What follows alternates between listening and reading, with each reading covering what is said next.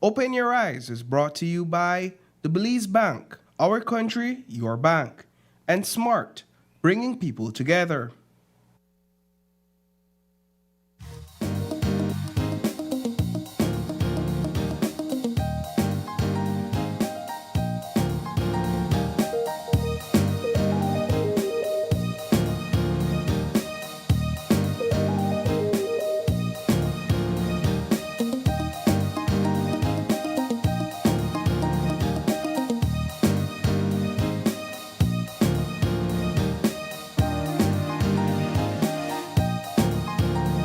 Live from the GBM studios in Belize City, it's Open Your Eyes. Start your morning right with your hosts, Sabrina Daly and Paul Lopez.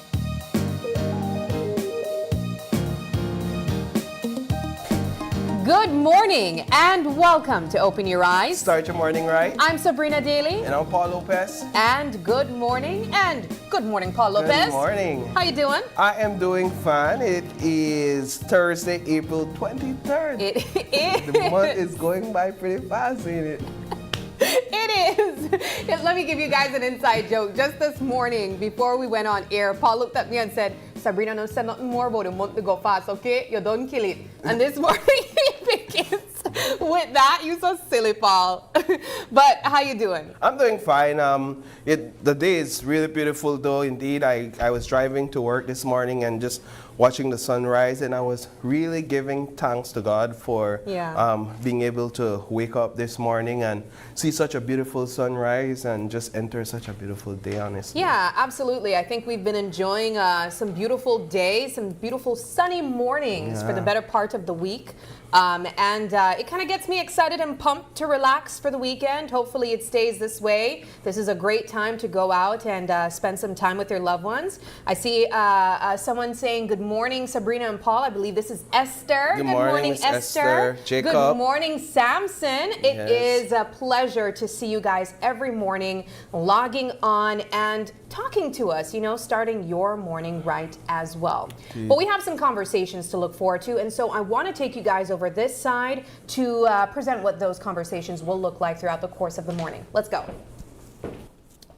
So we'll be starting things off with a discussion on the Maya lands right issue. Yesterday we spoke with representatives from the Private and Lease Landowners Limited Organization. Now this morning we'll be having sort of like a second part to that conversation, but we'll be joined by the CEO of the Ministry of Indigenous Affairs, Chester Williams. He will be talking to us regarding that matter as well. This is a good time to get those questions typing up. Think of what you really want to ask, and hopefully we can throw some of those in as well. We'll also be understanding the national ID system. That has been one of those recent topics that have been engaging a lot of people. Some people feel that there is no need for an additional ID. And so we'll be talking to representatives from e-governance to learn a bit more about that. And then today is World Tapir Day. And you would know for us here in Belize, that's a little bit more special to us, especially since the tapir is our national animal. We'll be talking about that later on as well. And finally, BBSN is promoting literature across Belize. They have a 2-day fair, and so we'll be sitting down with representatives from BBSN. We'll also be talking to authors as well about authoring and reading and literature here in Belize. At this point, I'll send you over to Paul to find out some things you should know before you leave your homes this morning. Yeah, thank you very much, Sabrina. So there are some interesting conversations to have this morning in terms of things that are making headlines and news items that are buzzing. First and foremost, yesterday we woke up to the tragic news of a young man from Belize City whose body was discovered off the Boom Hattieville Road, and so he was murdered, and this is perhaps the fourth or fifth death involving a young man in Belize in the past couple of weeks. So what's really happening with our young men? We're going to be talking about it, and of course the crime situation. Secondly, there's still a lot of talk going on about the domestic violence incident involving police officer Philip Garbott. Yesterday we heard from the police department, we heard from the opposition, we even heard from the special envoy who has made her position known before even on Open Your Eyes. What are your thoughts on those comments this morning? You could put them there in the chat. In our third conversation we're going to take things regional. El Salvador is beginning their mass trial for over 486 alleged MS-13 members. We know how El Salvador is moving where those gang members are concerned.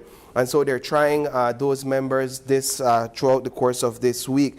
The environmental groups, they're saying they reject the port expansion, and their concerns are particularly about the cruise port aspect. So we're going to be talking about that. And last but not least, this will perhaps be the hardest conversation to have this morning. This one is about Viagra and the fact that you need prescription to purchase Viagra, as in the same with birth control and other prescription meds. So those are the conversations we have lined up for you this morning. Sabrina? Good morning again, Paul. Why are you laughing? I'm just, happy to be here. Oh, excellent. But we want to jump right into the conversation this morning. Yeah. And first and foremost, we could just spend some time looking at the crime situation as it stands regarding our young men, regarding loss of lives, people disappearing and winding up dead. Yeah.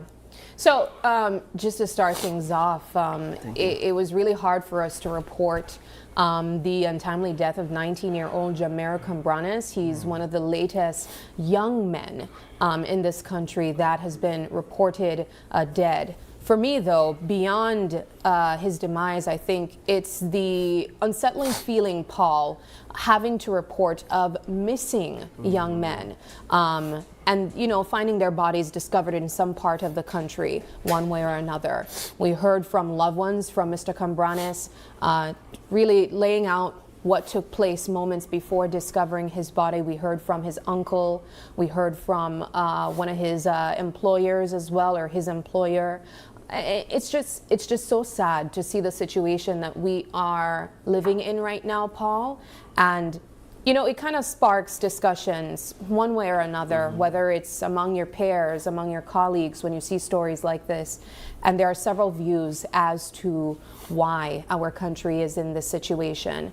I also think about the recent crime situation that we've also been reporting in other parts of the country that have not been seeing these types of crimes take place, or at least not as frequent. For example, Corozal, where we heard from Mayor Rigo Veos saying that he wants to assure the public they are not accepting violence in this nature in a district that was otherwise considered safe.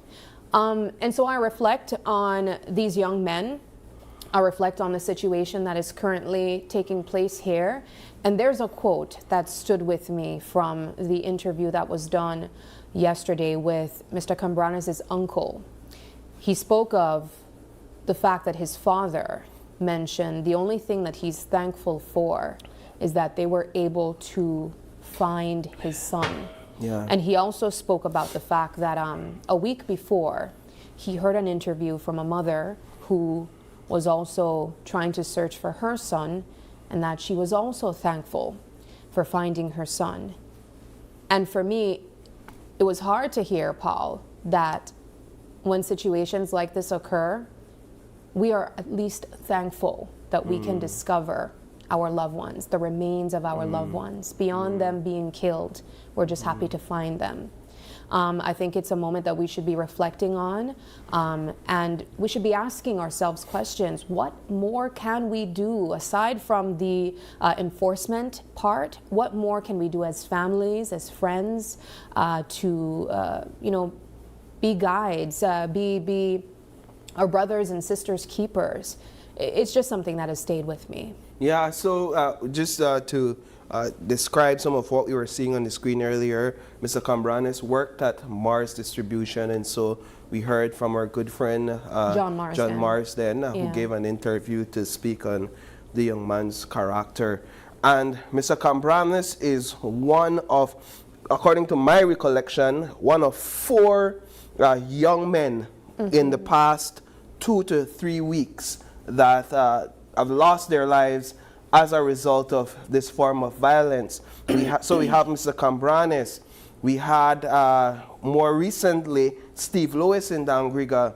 We had here in Belize City the two friends, Jail Westby and Alwyn Marin.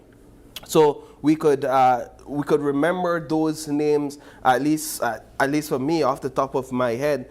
And I think, Sabrina, that one of the things that this does is it creates, and I know because you're seeing the comments, it creates this this idea or this thought among residents that Belize is not safe, right? That we are not safe, and whether it impacts you as a citizen directly, as in it is a family member of yours, or it is at a distance, there is still that feeling among many Belizeans. We're not safe, we don't feel safe, my family member could be next, I could be next, and that kind of influences a lot of how we make decisions, how we move around, how we exercise our freedom of movement as a society, as a people. There's this, we're constrained. We feel constrained because of it. And I know there's been discussions about this sort of thing. And that is why a lot of people point fingers at the department. People point fingers at law enforcement and even at the government, because we believe ultimately that it is our government, that it is our leaders, that it is the law enforcement that is supposed to be in a position to help us to feel safe as citizens, to help us to curb these crimes and these incidents so that our citizen security can be at a position where that's acceptable to us as citizens. And so right now, just based on what we're hearing from people, that's not the case. We don't feel safe in our society. And I'm not one to just directly point fingers at the department or point fingers at government, because it's true, they can't be there all the time for solve these sort of incidents. But the question must be asked, what can we do to inject that level of a sense of safety and sense of security in our society? Once again, I think that's the bigger question here. That's the larger conversation that must be had. My condolences to Mr. Cambranes and to the family of his family and the family of all the other young men that have lost their lives in recent times. And certainly, we need to get a hold on citizen security in our country. Yeah, absolutely. Well, we want to move things along, perhaps still on the topic of citizen security, but from the Belize Police Department's side.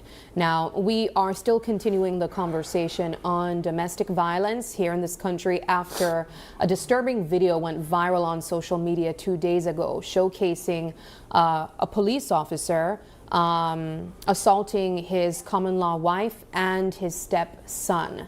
Now, there has been several persons coming out and speaking against this type of behavior. We heard first and foremost from the CEO of the ministry. I believe that was a separate interview that was given on another platform, CEO Elton Bennett, denouncing that type of behavior and saying that it is not acceptable within the Belize Police Department. Last night, we also heard from ASP Stacey Smith speaking about the investigation, the internal investigation that is taking place, the disciplinary actions that have followed. I believe he is placed on interdiction. But we've also heard from the special envoy yesterday, and I think more than anything, that has been one of the discussions that has been followed since then. The First Lady, Mrs. Bersenio, she came forward expressing her deep concern and frustration, her anger regarding that video that was seen on screen there, and asking for stricter penalties, asking for him to be dismissed. Yeah. Paul. Yeah, so Sabrina, let's not lose sight of the data. Let's not forget where we are as a country where domestic violence is concerned. This is a scourge in our nation, you know. This is one incident we're looking at. But if we go to the data that was published in October of 2025 by the Belize Crime Observatory, we realized how huge or how significant of an issue this is in our country. 1,277 reported case of domestic violence in Belize. Reported, right? So that's a very important word there. But the thing is, Sabrina, this is one. This is one incident, and this one was captured on camera. This one was published. This one was released, and so we are focused on this one. But imagine you take this one and you multiply it not by 100, but you multiply it by 1,000. And you begin to see the real picture of the scourge that we're facing in this country where domestic violence is concerned. And I understand not all reports or not all cases are as egregious as this one would say, but violence is violence. Yeah. And that is what we're facing in our country. So, and you know what grinds my gears a bit? What grinds my gears is the fact that it appears as if every time an incident comes around, we spend time, we talk about it, it's viral, this all the conversation, and then after a little while, it dies down. Yeah. And there's no more talk about it until another incident happens. And so it's important to look at the data because the data shows us the true picture of what we're dealing with. The abuser, Sabrina, we have to talk about the abuser. I want to read a comment really quickly from Esther Weatherburn. She said, "We are persecuting him because of the fact with the child and the mother, but there are so many women out here getting 100%. beaten by men and child getting harassment. But because of the video, we're going to persecute him. But if everybody comes out as a mother and say their husband is beating me or they're beating my child, then everybody should be dismissed for this force." Yeah, the abuser will use intimidation. The abuser will use threat. The abuser will tell you you are nothing to them or you are nothing without them. They will treat you roughly and it will make you feel as a survivor, you'll make you feel scared. Yeah. It'll cause you to walk on eggshells, and in most cases, it'll cause you to stay and do what they want for you to do. But I want to say this morning to victims that you do not deserve to be abused, and I don't want to sound like I'm speaking from a place of, you know what, you've never been through this, so you don't understand. But I just want to say you do not deserve to be abused if you've never heard anybody tell you that. Physical violence is not the way. So what can we as a society do? In my personal view, I think we need to hit abusers where it hurts. And where does it hurt? It hurts when you begin to hit people's finances. Yeah. When you begin to hit people's money and you begin to touch their pockets.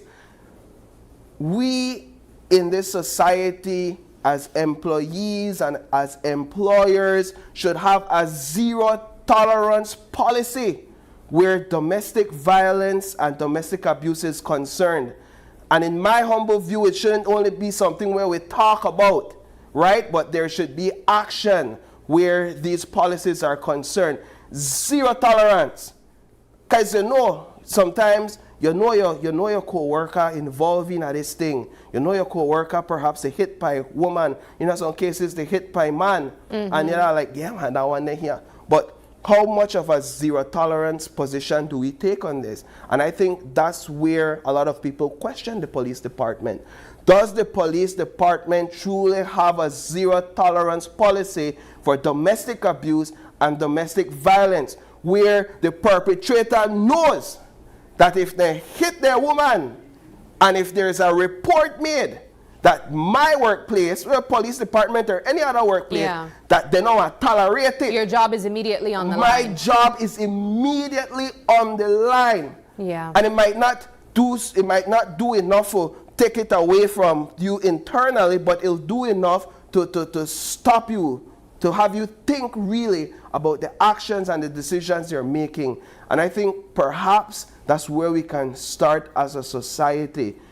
Personally, ask ourselves as employees this morning, ask ourselves as employers, are we really standing up for survivors by saying we will not condone this in the workplace in terms of people who hit on their partners, and immediately, once it's proven, you're gone. We have and a this comment. will be a stain on your record. We have a comment from D. Marge, Kenya, saying this is an ongoing issue in our little country. However, if other abusers see that it's a punishable offense, they will learn to control their emotions, and hopefully the rate declines. We will not encourage it. It's a huge no for us. But clearly it's not working in our judiciary, Sabrina. Clearly the judiciary is not doing enough. One of the things that I wanted to also comment on, especially since you were speaking about hitting them where it hurts most, their finances.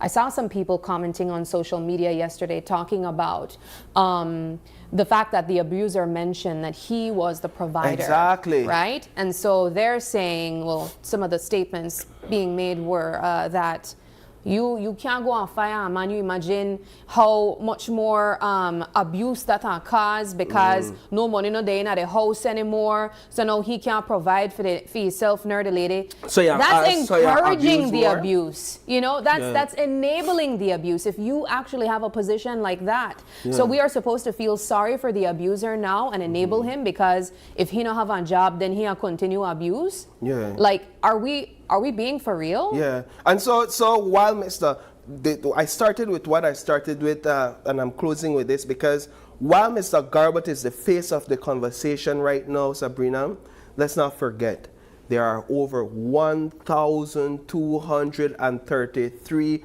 other faces. Yes, I want to quickly include another comment. This one comes from April. April, good morning. She said it's unfortunate that violence has become almost normal in our society. We talk about incidents every single day, but we rarely talk about solutions or policies that are working.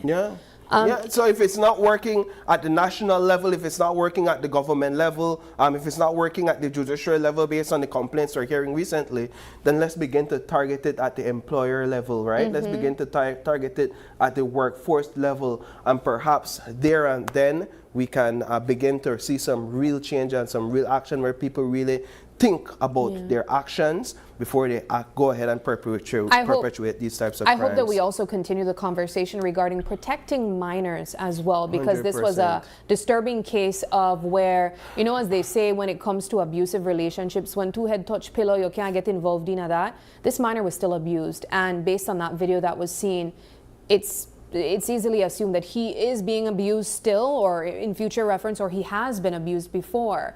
And so I hope that we continue to rally behind protecting this child and many other children, enforcing laws that are in place for protecting children in situations like this. I hope that the Ministry of Human Development comes in or steps in and provides the type of social services that are in place for children like this as well, especially if his father perhaps is not able to step in and advocate for him to be in another area where he is safe. Indeed. All right, well, we want to continue along now. We're going to switch gears a little bit and move into perhaps a lighter topic, just because we don't have much more time left, Paul. Now I know for the better part of the last 2 weeks, we've been talking a bit about the prescription conversation surrounding contraceptives. Now, it has been reported, and perhaps not really a change, very similar to birth control, simply an enforcement. There is an enforcement of prescriptions for Viagra. Now, this one has also been creating quite a buzz online. It has been announced that persons hoping to purchase Viagra at the pharmacies, they will have to also present prescription papers. Yeah, it's I have no issues with this, Sabrina. Come on, and in that, I think this is just one of those medications where you have to take caution, and you really have to be cautious about certain side effects in terms of how it may affect you personally. Some people in society would say that it is primarily older folks, Yeah. older men, middle-aged to older men that would go and buy these this prescription medication, and so of course the health risk only increase. And I know people are having this conversation because we're talking about women reproductive health at one point, and the men are saying, well, where are we? Where do we fit into all of this? And then the conversation about Viagra came up. Which I think is apple and oranges. It's apple and oranges. It's apple and oranges indeed. It's and so yeah, this is just one other example of how this prescription enforcement is kind of changing the landscape of how we use medication, reproductive health, sexual performance, and then of course you have other forms of illnesses or ailments or medical condition that now requires a prescription to get drugs for it. All right, well, we have to close this off, but let me get your thoughts on that. Do you support men having to go to pharmacies and present prescriptions for Viagra? Do you think that this one is certainly on the list and should be enforced as well? We want to hear from you. Before we move things along, I want to say thank you to everyone who have been commenting. We see here Gilbert Shaw saying, praise the Lord for this beautiful morning. Amen, Jalov bless. Tito Mushtam said the mom can't protect that child. He should be in custody of his biological mother. Every other person who has been locked in saying good morning. I see someone saying good morning from Chicago. Edwin Colon, good morning to you as well.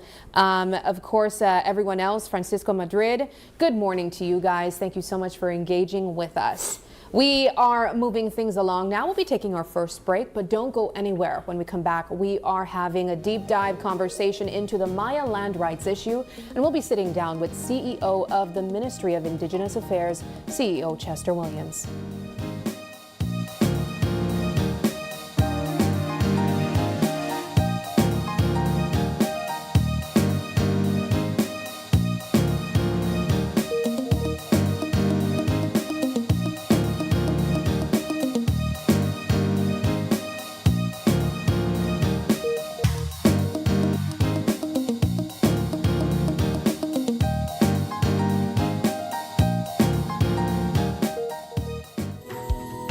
In the heart of the Kaya district, Calico Jacks is proving that sustainability and success can go hand in hand. When Calico Jacks wanted to move to solar energy, the biggest difficulty for us was the finance. Belize Bank believed in our vision, and we are very happy and grateful that they gave us this opportunity for the financing. Through the Credit Risk Abatement Facility, a partnership between Belize Bank and the CARICOM Development Fund, small and medium businesses can access financing for renewable and energy-efficient solutions with reduced collateral requirements. Here at SCSB, we're grateful for Belize Bank to make it easier for our clients to go green. We're proud to work with businesses like Calico Jacks to help them lower their costs and their carbon footprint. At Belize Bank, we are powering Belize's transition to renewable energy, one business at a time. Together with our partners, we're making sustainable financing accessible for all. Belize Bank, financing a greener, stronger Belize. Let's get it on. The race for first is tightening up and heating up in the NEBL. And this Friday in Belmopan, the Belmopan Trojans try to stay alive versus the steaming hot Kyle Western Ballers. 8 p.m. at the UB Gymnasium. Then Sunday night, the Dan Grieger Dream Ballers try to make a last push in the standings versus the dangerous San Pedro Tiger Sharks. 8 p.m. at the Russell Chiste Auditorium. And in Corazon, the Corazon Spartans, fresh off their first win, faces a test against the bad boys from the city, the Belize City Defenders. 8 p.m. at the Andres Campos Stadium. Giveaways, the NEBL girls, plus the National Sports Council and Fui Bolido, $5,000 halftime shooting challenge. Come out and rally behind your team this NEBL weekend. Sponsored by the Government of Belize.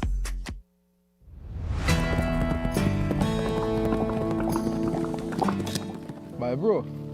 Take a quick pic of me right here, bro. All right. Wait a second. Why? By the looks of it, I think my phone done. Bye. Please tell me, I want to use that thing again, bro. If I be serious and I be honest with you, I can't afford to spend big money on phone right now. Bye, but who said anything about spending big money? Smarter than that agree. They got phone deals, plans, they have everything that agree right now. No, man. But yes, it happen right now. Plus, they even have raffle and they raffle money, then they raffle TV, everything. Well, I think we need to ride the agric right now. But I agree, let's go right now. Visit the Smart Booth any of the 3 days from May 1st to 3rd at Agric 2026. Get amazing deals on phones and plans and your chance to win a cell phone, 55-inch TV, and cash. Smart, bringing people together.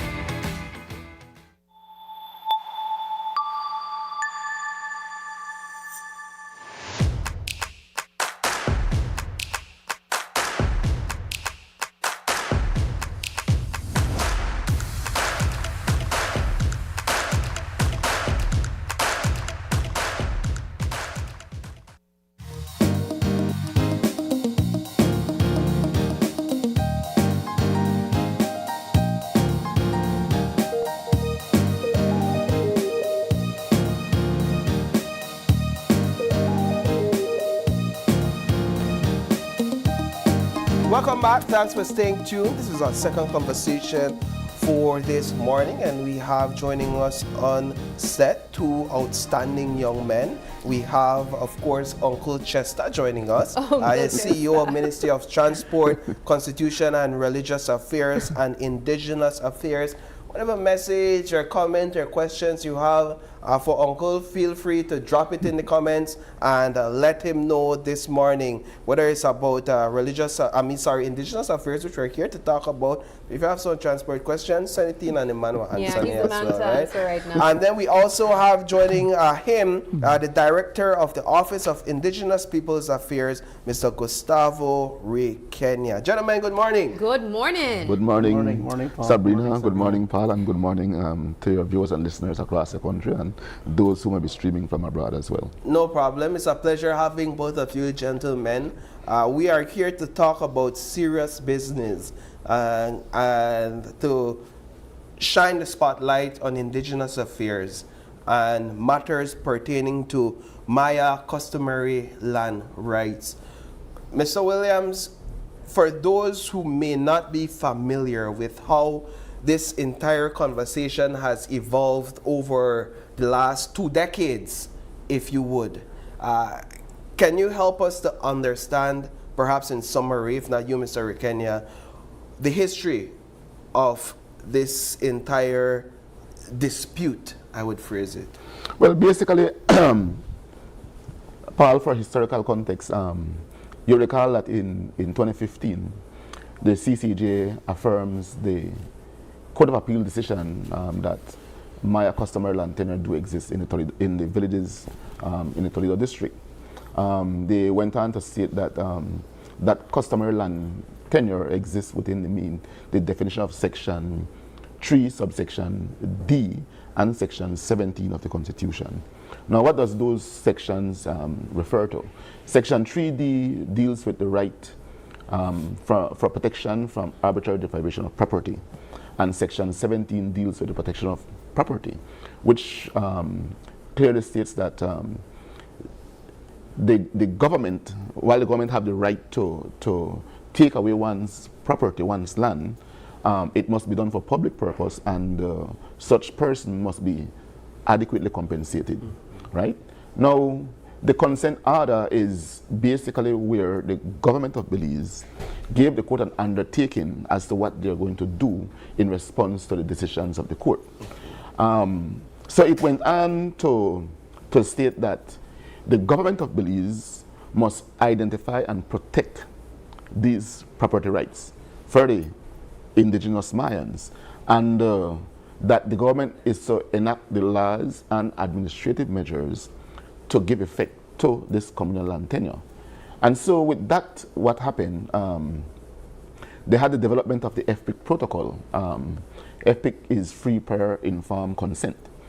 Because again, as a part of the consent order, the government agreed or undertake that anything that's going to be done within the proposed declared areas, because they have not been declared, that they must start the prior consent of the Mayan people.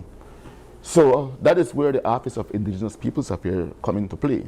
They operate out of the Toledo district, and any government organization that wishes to go and do work within the Mayan communities, they would normally consult with Mr. Rekenya's office, and they're going to guide them through the protocol in terms of what needs to be done to be able to do what needs to occur.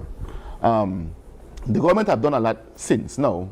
Importantly is that the undertaking stated that the court stated rather that the communal antenna exists both collectively and individually.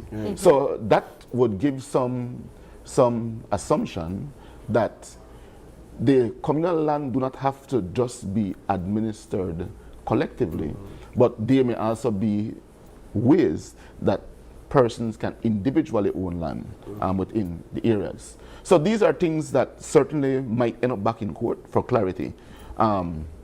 So with the whole process now as to what the government have done, we have done a number of consultations within the Mayan communities. Since Dr. Zabani became the minister with responsibility for Indigenous Peoples Affairs, we had made several trips in the Toledo district, having meetings with the Maya Leaders Alliance, the Toledo Alcalde Association, as well as the private landowners. And one of the meetings we had with the private landowners, we had said to them that because of the complexity of this issue, it would be best for them to organize themselves as a group. The same way how the Mayan Leaders Alliance align themselves or organize themselves, we advise them to do the same, because if they come as a group, they will have more voice, as opposed to them individually seeking what is it that they may want. And I am happy to see that yesterday when they were on the show that they have now organized themselves and they now fall under one umbrella, because by that they will be able to have more voices. So what does Maya land right mean when it comes to land ownership? There's a lot of people out there that are under the impression that because of this land rights movement, that once you're not a member of a community or a Maya community, that you have no right to own land in southern Belize, and that better just take that off your mind one time and own land in a central or northern Belize, because that's off the table. Is that a misconception based on the legislation that is being drafted? Because of the complex of it, let me answer this one. Yeah, go ahead. No, we have to look at the whole issue. We have a draft legislation that I'm not going to delve into much, because the draft legislation still need to go through its consultative process with the Mayans as well as with the third parties. But what is important to know is that the government of Belize have not yet defined these areas that are going to be regarded as communal, Maya communal land. So until they can define that and the legislation is in place, then that is going to speak to how land is going to be issued and how land is going to be owned within those declared areas. So we will await to see how that plays out before we can really answer that question. I want to bring Mr. Rekenya in the conversation, having a deep personal connection to the Mayas. He lives there. He lives in Colombia. Living in Toledo and working in Toledo and being a part of the heritage as well. But representing the office as director, I imagine must feel kind of like a pull and push, so to speak, where you're trying to hear from the Maya people, but on the case of the private and lease landowners, as we heard yesterday, them also being frustrated by the process and feeling sort of unheard as well. Where do you find yourself in this position? Thank you very much for that question. Really, it is about trying to strike that balance between the competing interests, really, because you have the private landowners who have and own land within this within the 41 communities. And then you have communities that are saying, well, we want communal land. And as a Maya person, it is easy to understand why it is that the Maya people want communal land, because it's a part of our heritage. That is how we work. That our dependency on the land for our very existence, whether that be our food, our spiritual needs, and all of these other elements that make us Maya people. At the same time, we can understand that we have over 8,000 private landowners within this district, and the Constitution protects their rights to private property. And so it is about trying to create this balance, and that is what the Office of Indigenous Peoples Affairs does. Trying to be that neutral voice in all of this discussion, and it's not easy. But I want to go back and elaborate a little bit on the FPIC protocol, because that is a very, very important mechanism that was put in place to ensure that the government of Belize complies with the CCJ ruling. In January of 2022, that protocol was adopted, and that protocol is being used to ensure that any projects or administrative measures that are going to impact the land that is being claimed, that the community members have a say in how it is that this project happens or doesn't happen, because really they have the right to give or withhold consent. It's very important to highlight that within this wide range of communities, you have communities that are saying, yes, we are for communal land, we want our communal land. And then you have those communities that are saying, no, we don't want communal land, we want to have our own private piece of land that is, for which I have a title. And then you have the communities that are, I really don't know what it is that we want. And so I think that is where we create, that is what can create an opportunity for us to do more public awareness on this very, very sensitive issue, because really it is very sensitive. It is about protecting indigenous people's rights, but also protecting Belizean rights. And we've also seen how bad it could get, and I imagine it could get much worse with the example of Indian Creek, where the alcalde was reported kidnapped, and they were trying to locate him for 3 days. We had a representative on the couch with us yesterday from the Private Land and Lease Owners Limited. I believe it was Ms. Alamia saying that there have been people defaming the organization simply to promote an agenda, obviously expressing that there is division between these two bodies of private landowners and Maya people. How do you try to keep the situation neutral as you describe it, when the Maya people feel like the process is moving too slow as well? When Minister Zabane was given this assignment by Prime Minister, I think he took a very hands-on approach, in which there are several meetings that are still being held with all parties to ensure that whenever a decision is made, it is a decision that is well informed, both from the people who are affected by the decision or will be affected by the decision, but also with the wider understanding that whatever decision is going to be made will impact Belizeans on a whole. And so, like CEO mentioned, there have been several meetings with the Maya Leaders Alliance, the private landowners, and even the non-Maya communities, because we have the non-Maya communities that are also impacted by this situation.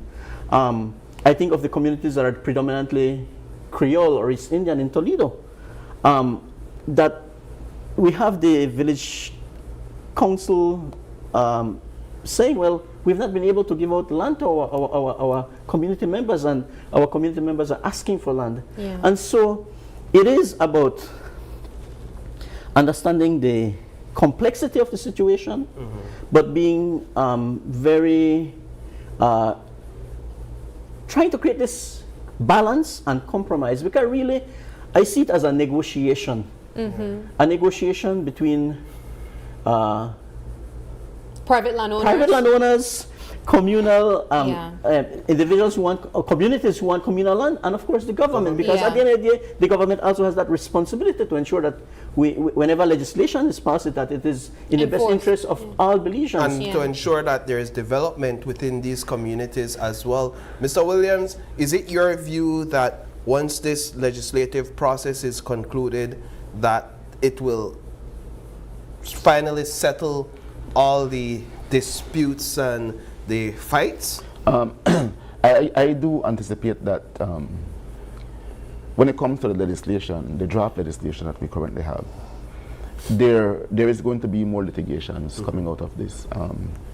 Certainly we do have the private landowners and private and leased landowners who believe that their interest is not being looked after. And then have the Mayan Alliance and the TA who believe the same thing. Yeah. Now, there is a lot being said out there that the government is not doing nothing.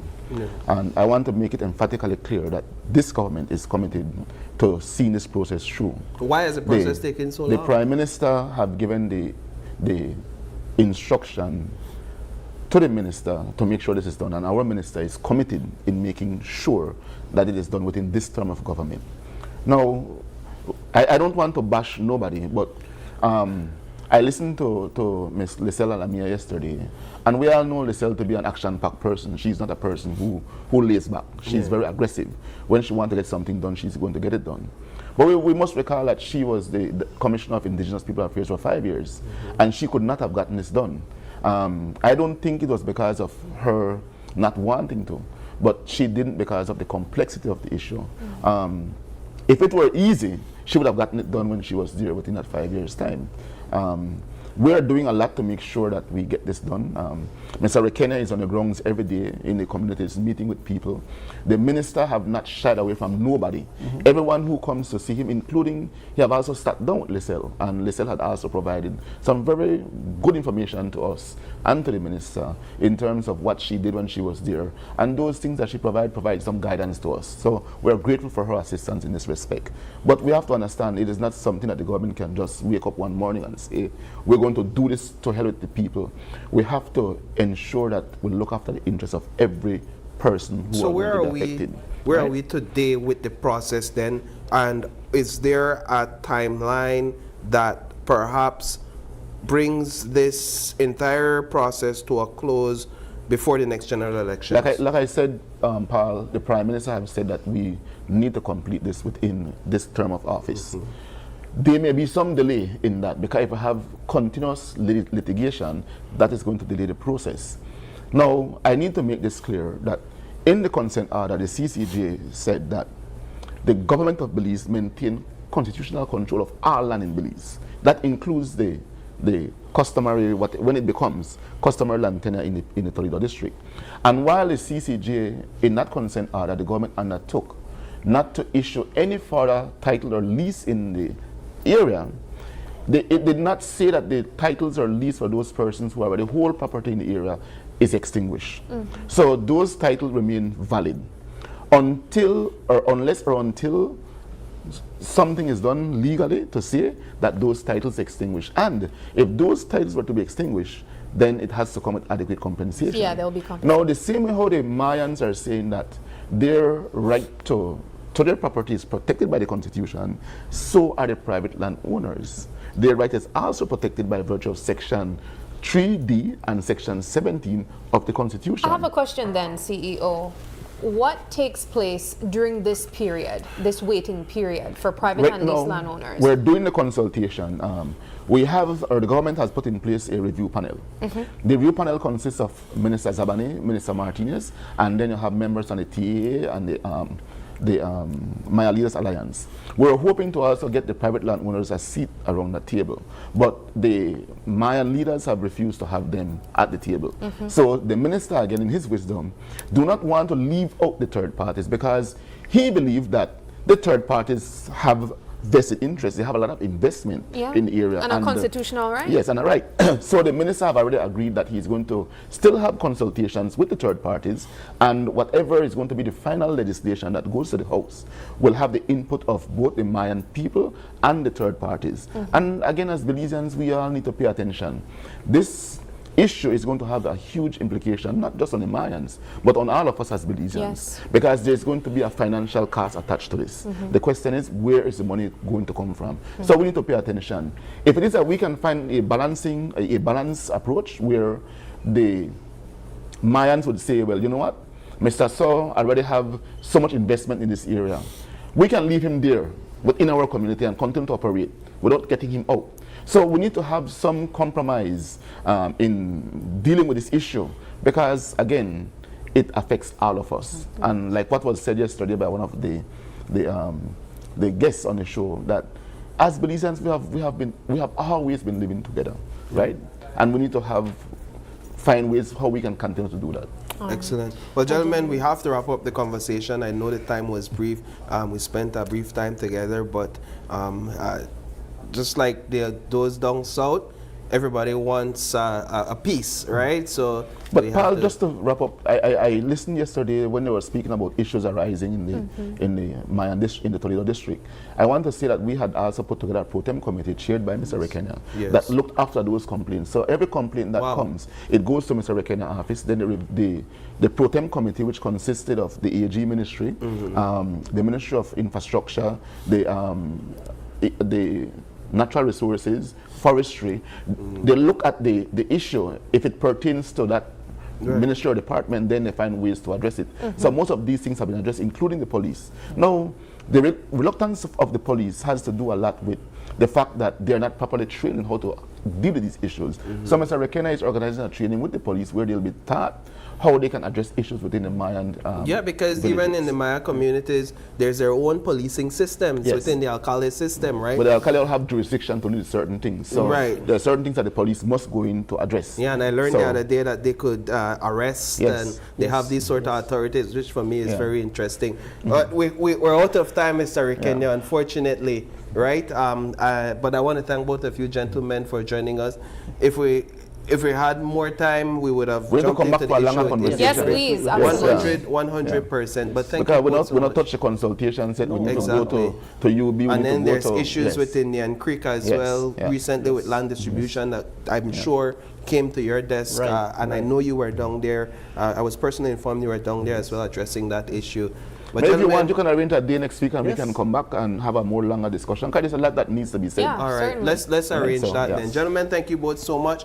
All right, we're going to take a quick break, and when we come back, it's all about the national ID, Sabrina. Another important conversation.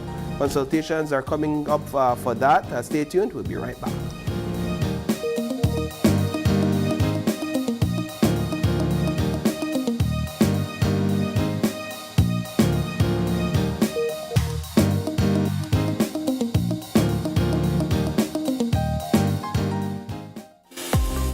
Full-Tech Systems understand that technology isn't just a tool, it's a game changer. At home, smart devices and AI are revolutionizing daily life.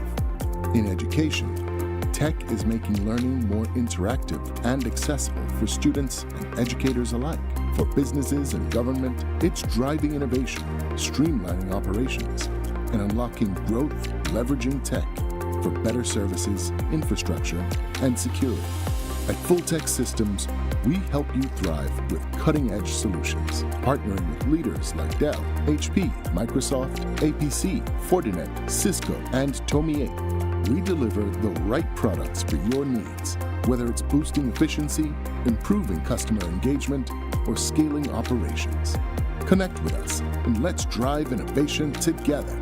Full-Tech Systems, your technology center, where you come for the price, but stay for the service.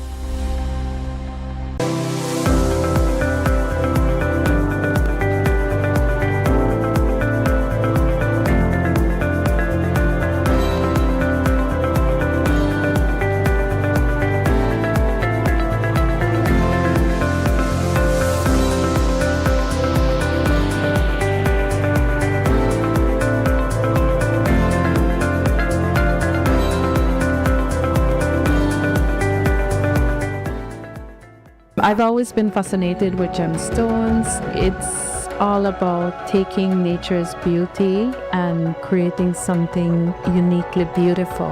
I've had inspiration from the Belize blue bull, the beaches, the jaguar. I've launched a new product called Co-Design with Deb, and Atlantic Bank's e-commerce system has opened the door to my international customers so I can receive payments so they can have their custom pieces shipped to them. Atlantic Bank, building the future together.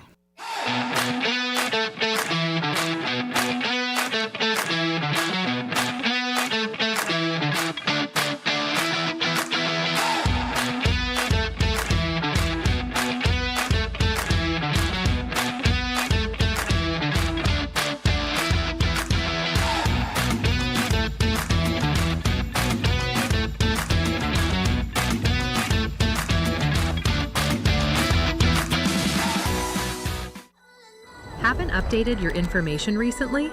Well, kick off the new year as a winner.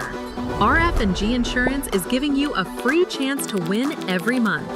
Entering is easy. Just chat with us on WhatsApp and update your information. That's it. You'll be automatically entered into our monthly raffle for a chance to win awesome prizes. Don't wait. Message us on WhatsApp and update your info today. RF&G Insurance. It pays to get it right.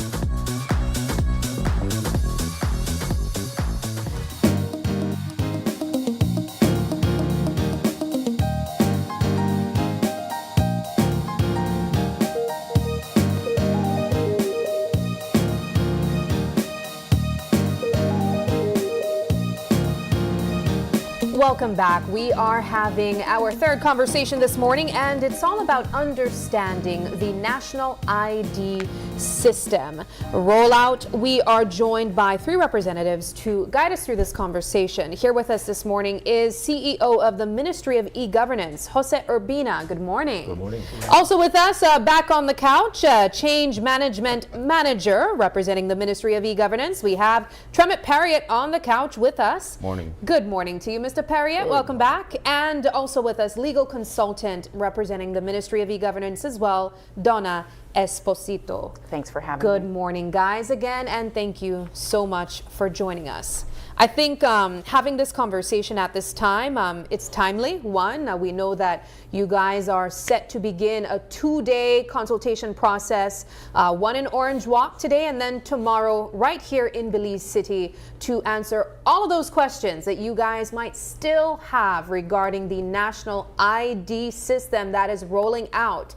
We've heard it all, and we are going to ask some of those very same questions to these representatives this morning. Gentlemen and lady, perhaps we can begin with just a general idea of what this ID even is, a national ID. I thought I already had that with my social security. I thought I already had that with my passport. Nothing more national than your passport, CEO. That's Give us an idea of what this is. Yes, that's the general concept that Belizeans have. Yeah. And most of the questions we get is why not SSB, why not passport, why not the driver's license, or why not the election and boundaries card.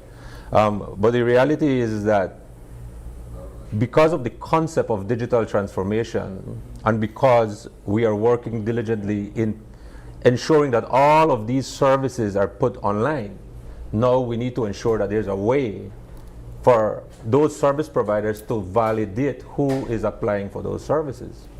Hence the reason now the discussion of a national ID. A national ID in essence is a unique and confidential number that identifies an individual in country. Now that ID is also linked to your biometric information.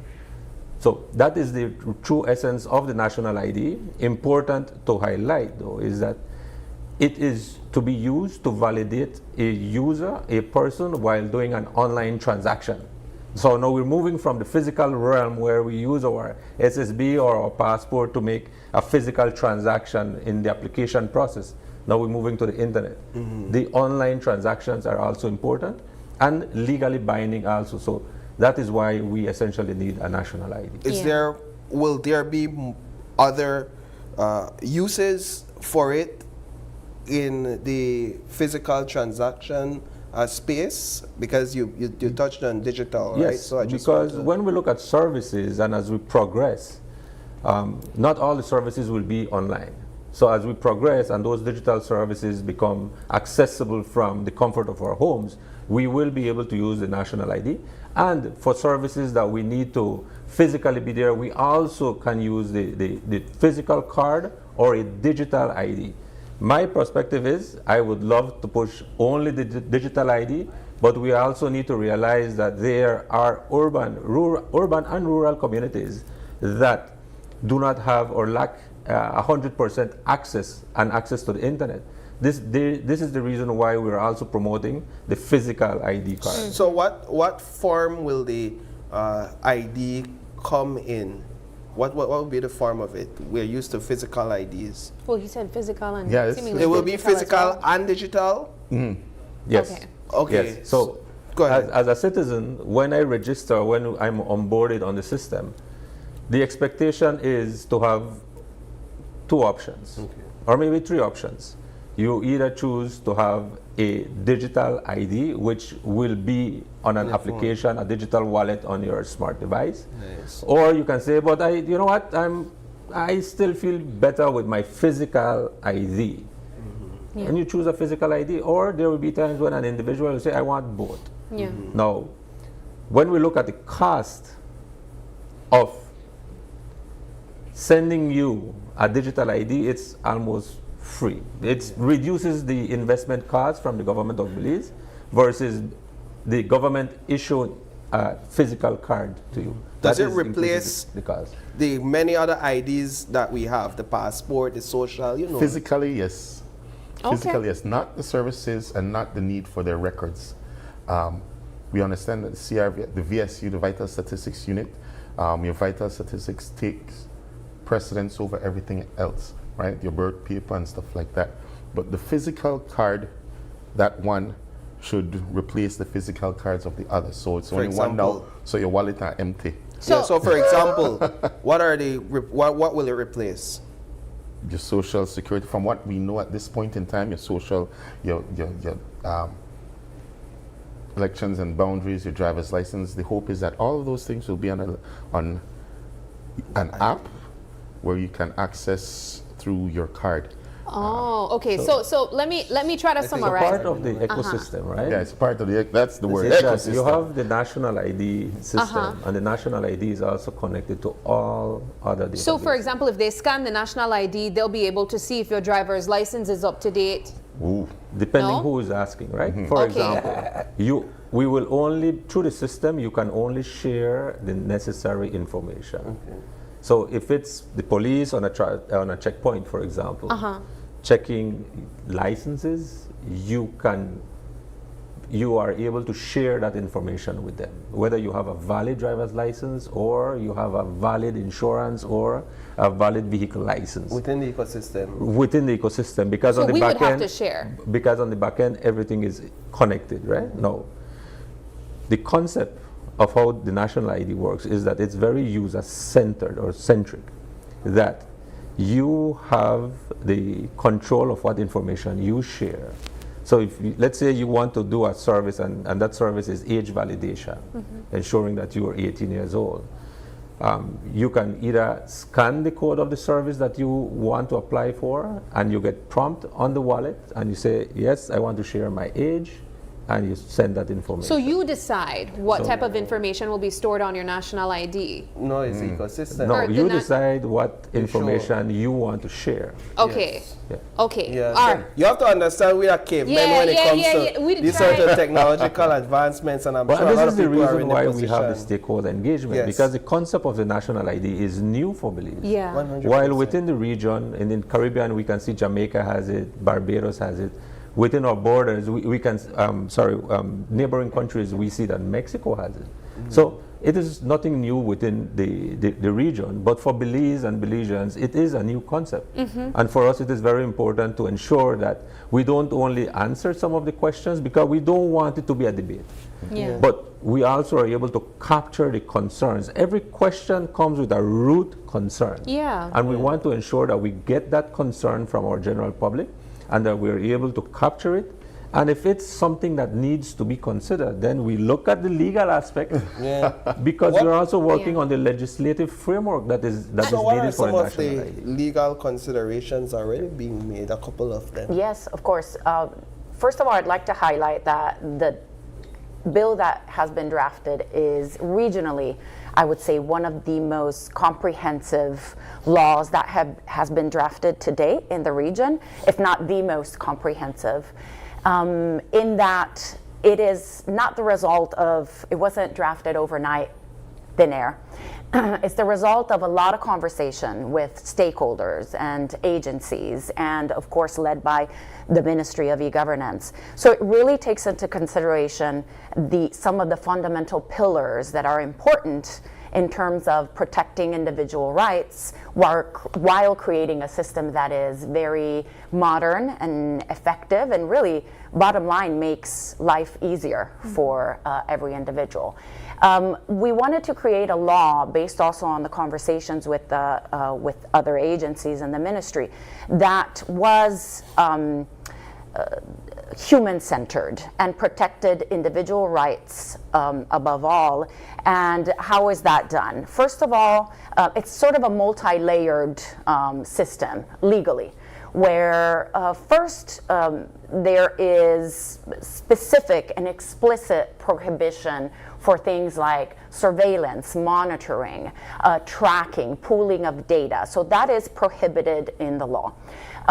Second, individuals actually have rights in this law, rights to access their data, review their data, and I think an important element is also individuals can ask for a review that is a human review.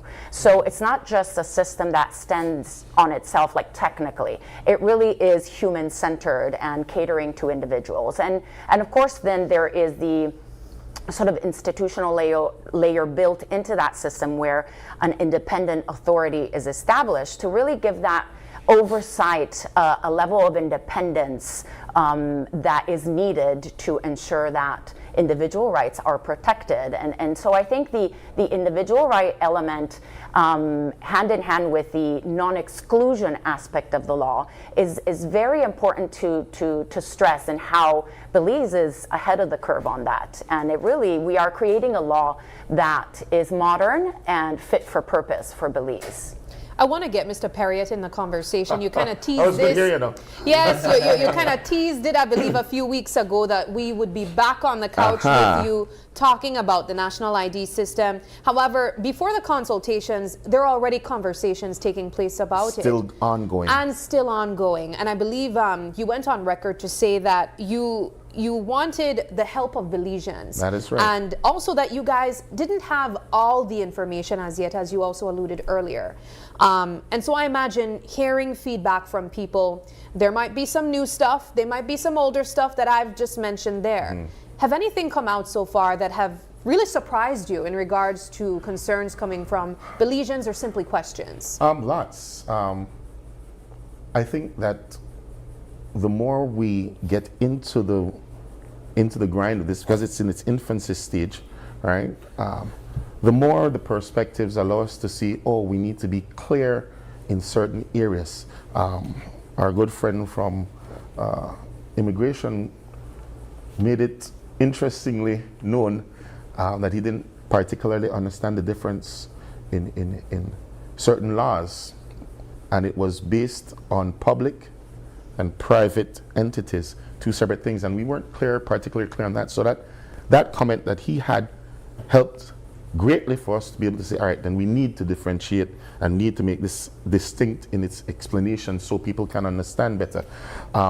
These consultations, while we are informing, it's also to get little unclear comments, little unclear scenarios that we can make clear, whether it's law or whether it's policy or whether it's through practice, to make this system easier for people to use. Because understand this system has to be designed to help everyone.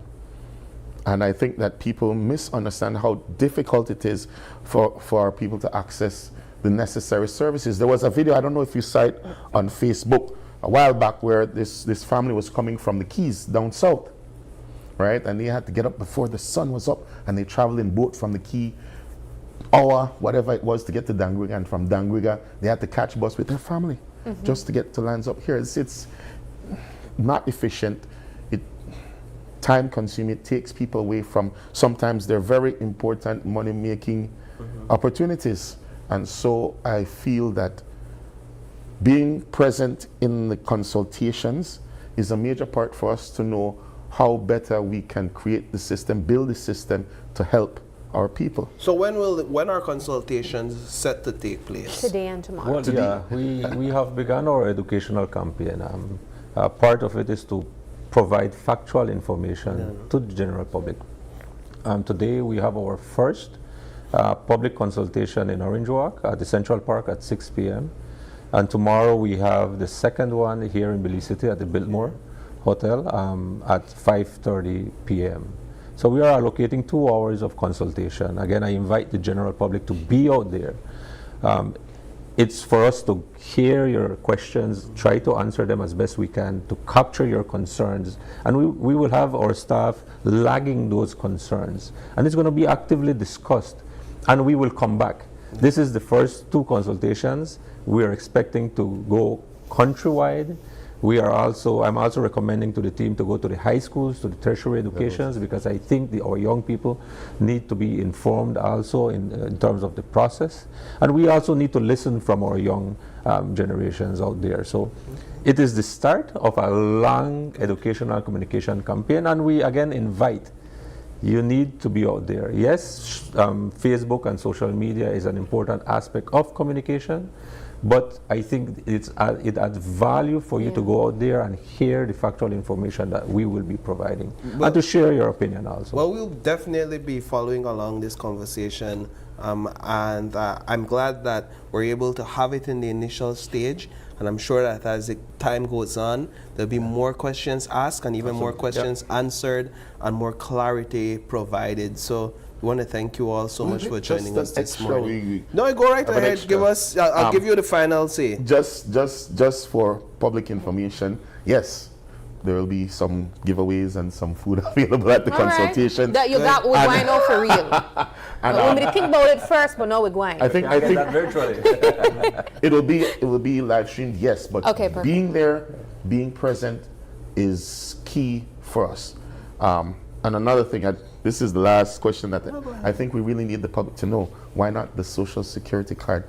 We have to understand that the Social Security mandate is different than a national ID, right? They're for contributions, benefits, and employment. They weren't designed to be a national ID. And the Social Security Board people say, thank you, because now we can, with this out, we can focus on what we were meant to do. If people want to research, please take the time, go online, do your research. It actually helps the discussion, because then you can formulate questions based on factual research. Excellent. And that helps our people, helps us make this process better. Perfect. All right. Well, ladies, gentlemen, thank you all so much for joining us. This has been very insightful. All right. Well, at this time, we do have to take a quick break, but when we come back, we have a bonus conversation to jump into. It's all about the 10th Belize Geo-Education Expo. Don't go anywhere. We'll be right back.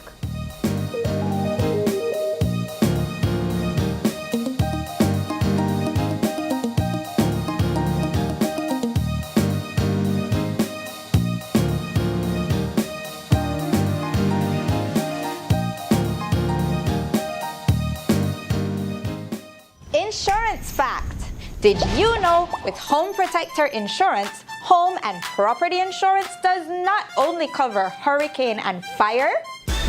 Your lifetime investment will also be protected from explosions, water damage, malicious damage, and more. So you can rest easy knowing your home is protected.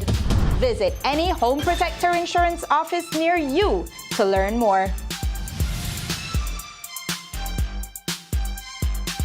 Electricity is essential for everyday life, but behind every outlet, a lot is happening to bring you safe, reliable, and sustainable energy.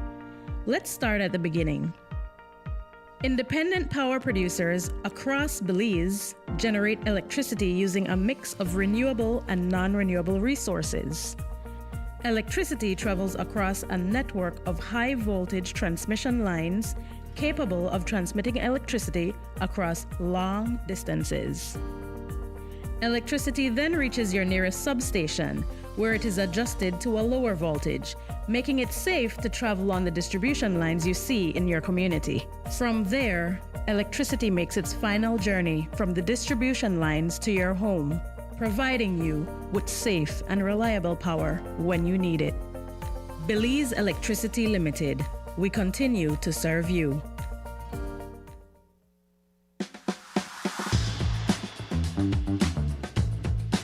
This is a Jack X200. This is a very recommendable vehicle. Storage capacity to the max, right? Fuel efficient, easy rider, AC not a play, the pump, comfortable, and it carry me to all my destination. I can count on Jack to take me and my packages where I need to go. I recommend it anytime. We're the best from the West.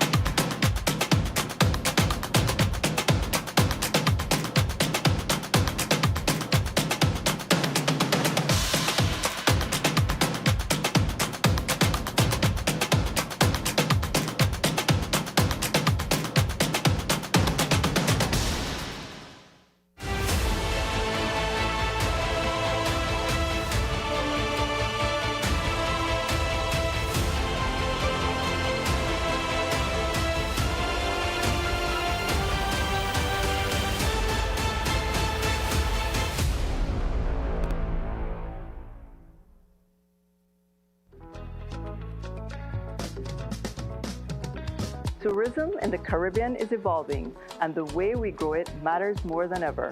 The Sustainable Tourism Conference 2026 is the Caribbean's premier space for forward-thinking tourism leaders. The conference will be held in San Pedro and Burgess Key from the 27th to the 30th of April, and the conference is hosted by the Belize Tourism Board and the Caribbean Tourism Organization. If you are part of the tourism industry, whether in hospitality, a tour operator, or managing a destination, this is for you. This year's theme, Tourism in Full Color, explores how we grow tourism sustainably and inclusively across the blue, green, orange, and purple economies. You'll gain practical experience, connect with regional and international leaders, and you will drive the future of tourism in Belize and the wider Caribbean. And getting involved is simple. Registration is quick and easy with multiple payment options to suit your needs. So, if you've been thinking about attending, now is the time. Join us. See you in Belize at STC 2026.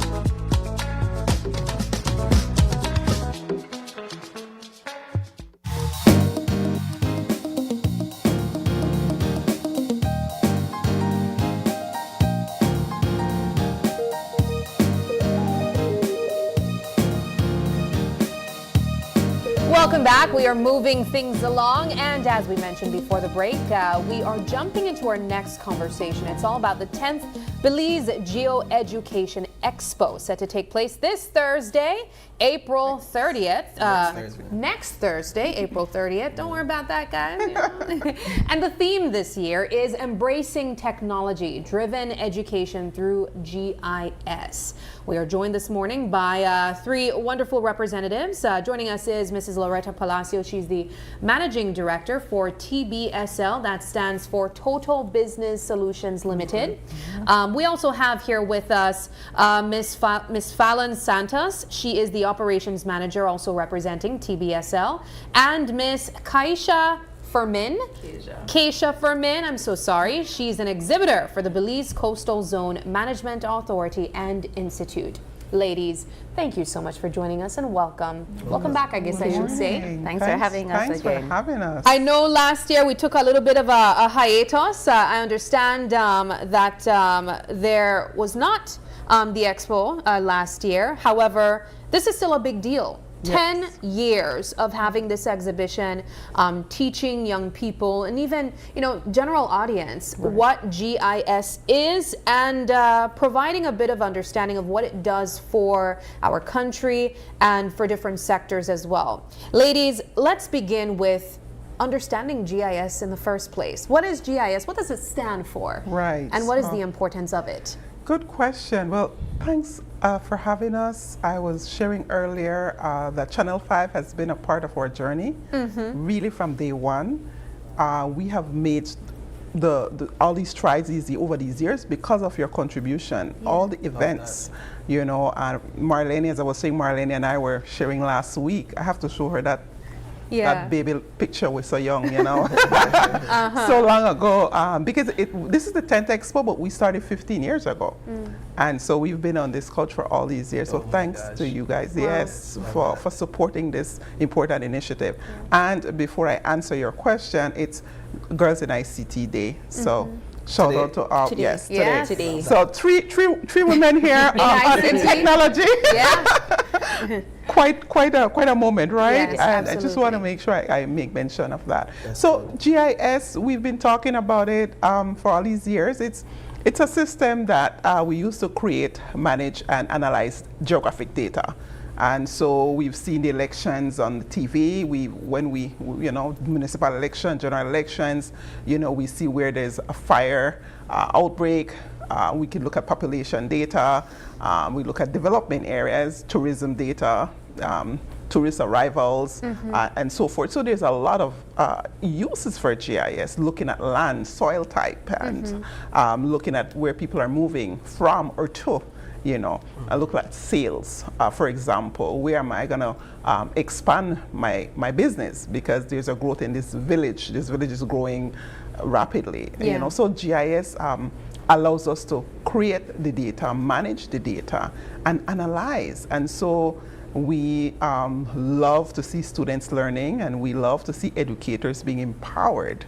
And hence we've put in all this work along with you, our partners, right? Channel 5 is a partner, and hence I wanted to say that thank you, because we couldn't have gotten this far without your support. Well, that data is important to us too, because having GIS and having information through these other stakeholders and sectors, we are able to interpret information as well and disseminate it back to our public, to our audience. This is wonderful. Even the tidbit that you mentioned being ICT Day, and having ladies on the couch with us, so progressive, showing what the future is and what it can look like when we have more women as well in this field of work. I want to then take the conversation a little bit further to what you were just highlighting, Ms. Palacio, of the many sectors that rely on GIS data. And I imagine as we go along, how much that information has to be redeveloped, because there are new things that we're looking for, and you guys in the back end, I imagine, manage that. Well, we support it. Okay. Because our users own their data and manage their own systems, right? When a user would say, we need help, and so we would provide help for a short time, and we exit, right? Passwords get changed, we've done our part, and we exit. So the data is managed by the user. We support the software implementation, any support training, and things like that. When you reflect 15 years ago, what was it like then, trying to access this type of data before GIS? Right.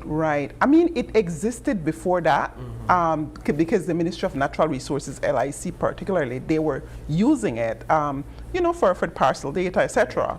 But it was not at the way we are As now, advanced? obviously now. Yeah. No, they were where they were at that point. Okay. And so there was GIS, but we didn't know of it, and we didn't have an Ezra distributor here. Okay.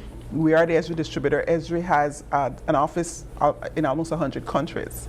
So we've been able to do the work, and the Ministry of Natural Resources continues to be a customer, a very active customer, because every parcel, every land is, the cadastre for this country is an ArcGIS, which is the Esri technology. So if you own a piece of land, it's in ArcGIS at the Ministry of Natural Resources. Yeah, and I'm sure we'll be able to better understand a lot of the terminologies when we go to the expo, right? So this is a good encouragement for people to attend, and you could break it down even further. We have a representative from the Belize Coastal Zone Management Authority and Institute, Keja. Perhaps you can help us understand a bit more practically how your institution uses this data. Okay, so we are a statutory body, and we use this data for informed decision making. And so we design policies and recommendations to the ministry, and those are based on the data that we analyze in GIS. What's an example?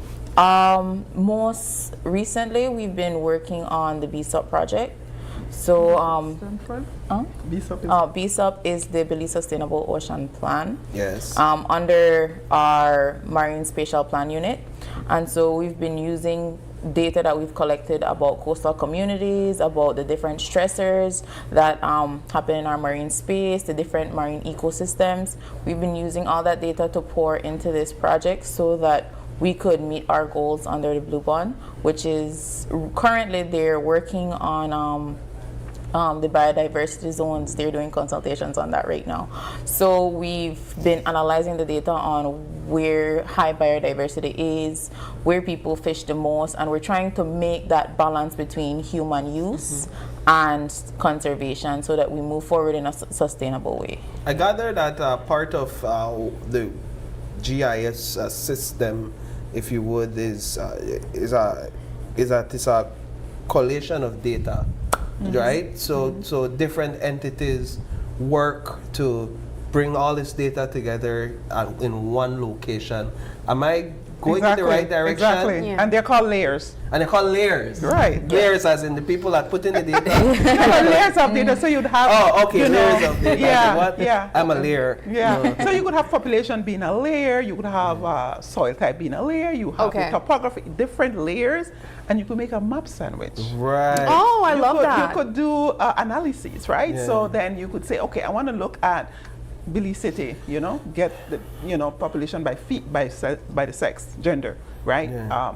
Male, female, number of children, elderly. Good. There are different layers of data, and then you put it together, and GIS allows you to bring those layers in and look at trends, patterns, and analyze data. Let's talk about the expo then, and what people who attend will be exposed to.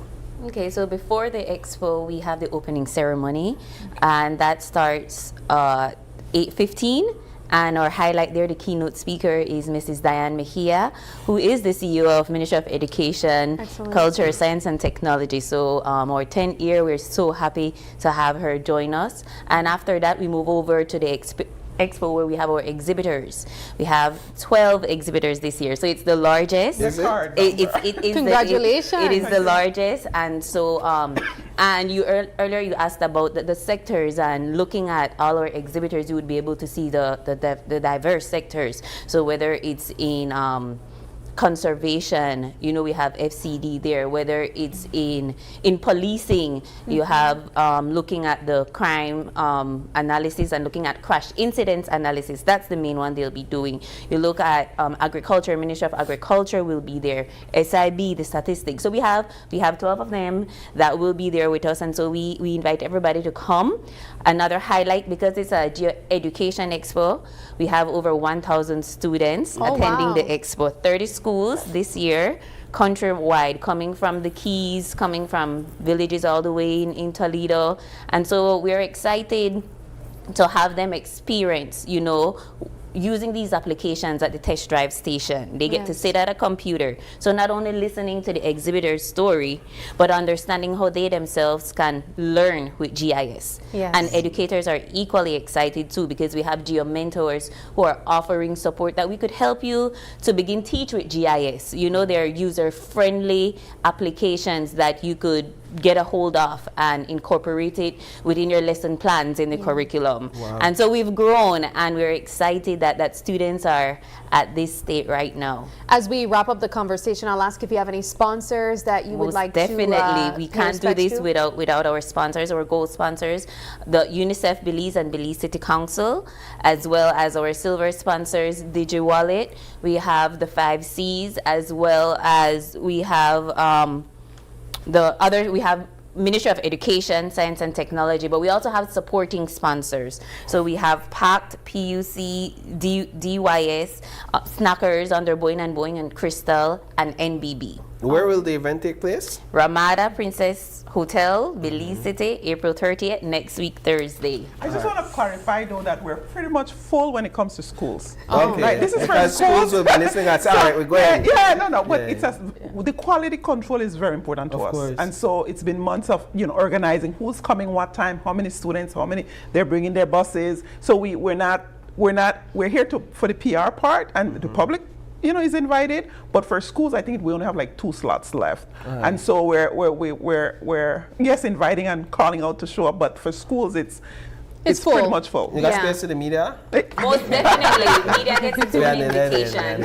All right, we'll be there then. Well, ladies, again, thank you so much for joining us. Congratulations on having the 10th edition of the Expo, but also 15 years of doing this. That's a legacy on its own.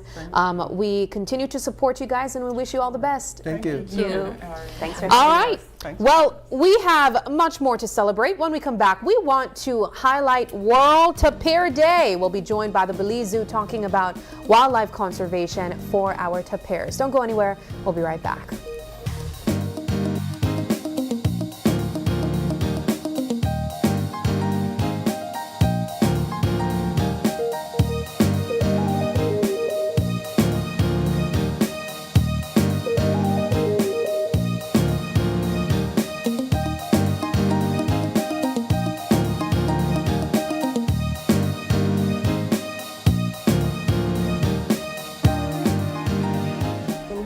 Wakes up connected to opportunity. And across our country, the work to keep Belize connected continues. SMART continues expanding our network across the country, bringing stronger coverage to more communities. With recent service enhancements in areas at Blue Creek and Progresso, Belize City, Orange Rock, and more on the way. We're bringing education closer to home, empowering entrepreneurs to grow their businesses, supporting industries that drive our economy, and keeping families connected wherever life takes them. With every expansion, we are investing in the infrastructure that moves Belize forward. Because connection isn't just about signal, it's about opportunity, progress, and the future we are building together. SMART, bringing people together.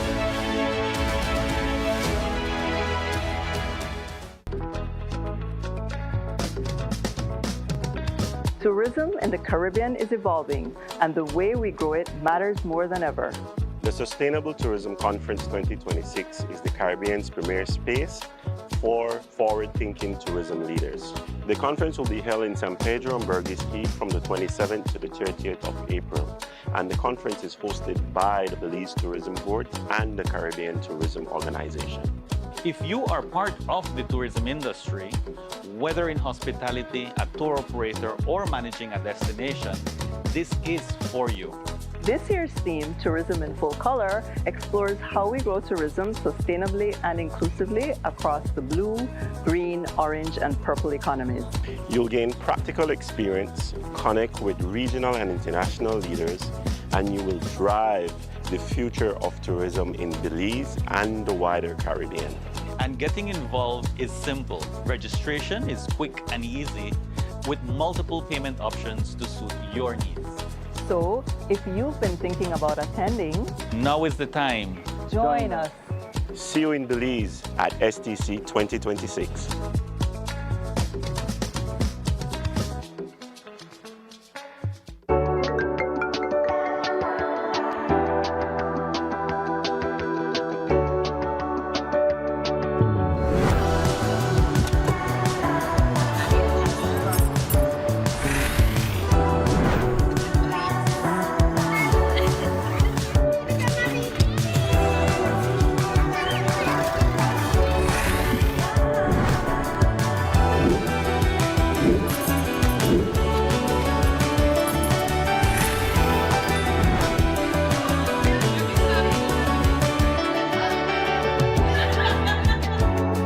future is calling.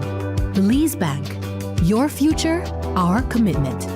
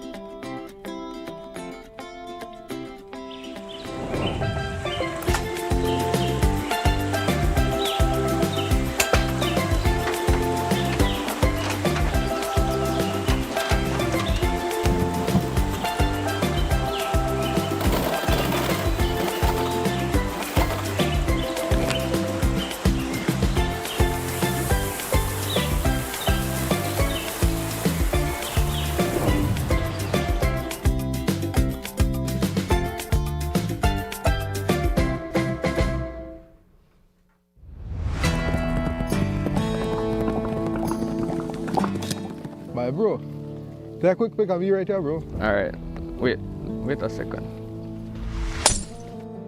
Why? By the looks of it, I think my phone done. Bye. Please tell me, I want to use that thing again, bro.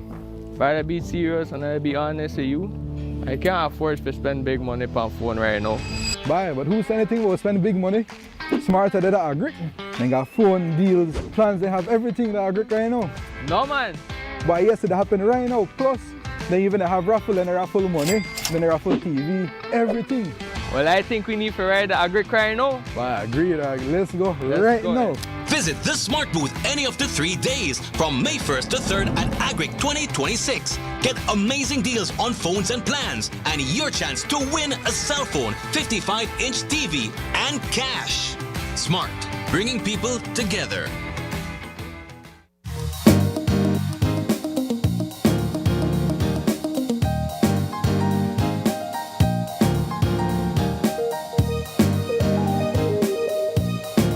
Welcome back. Thanks for staying tuned with us. This is our fourth conversation for this morning.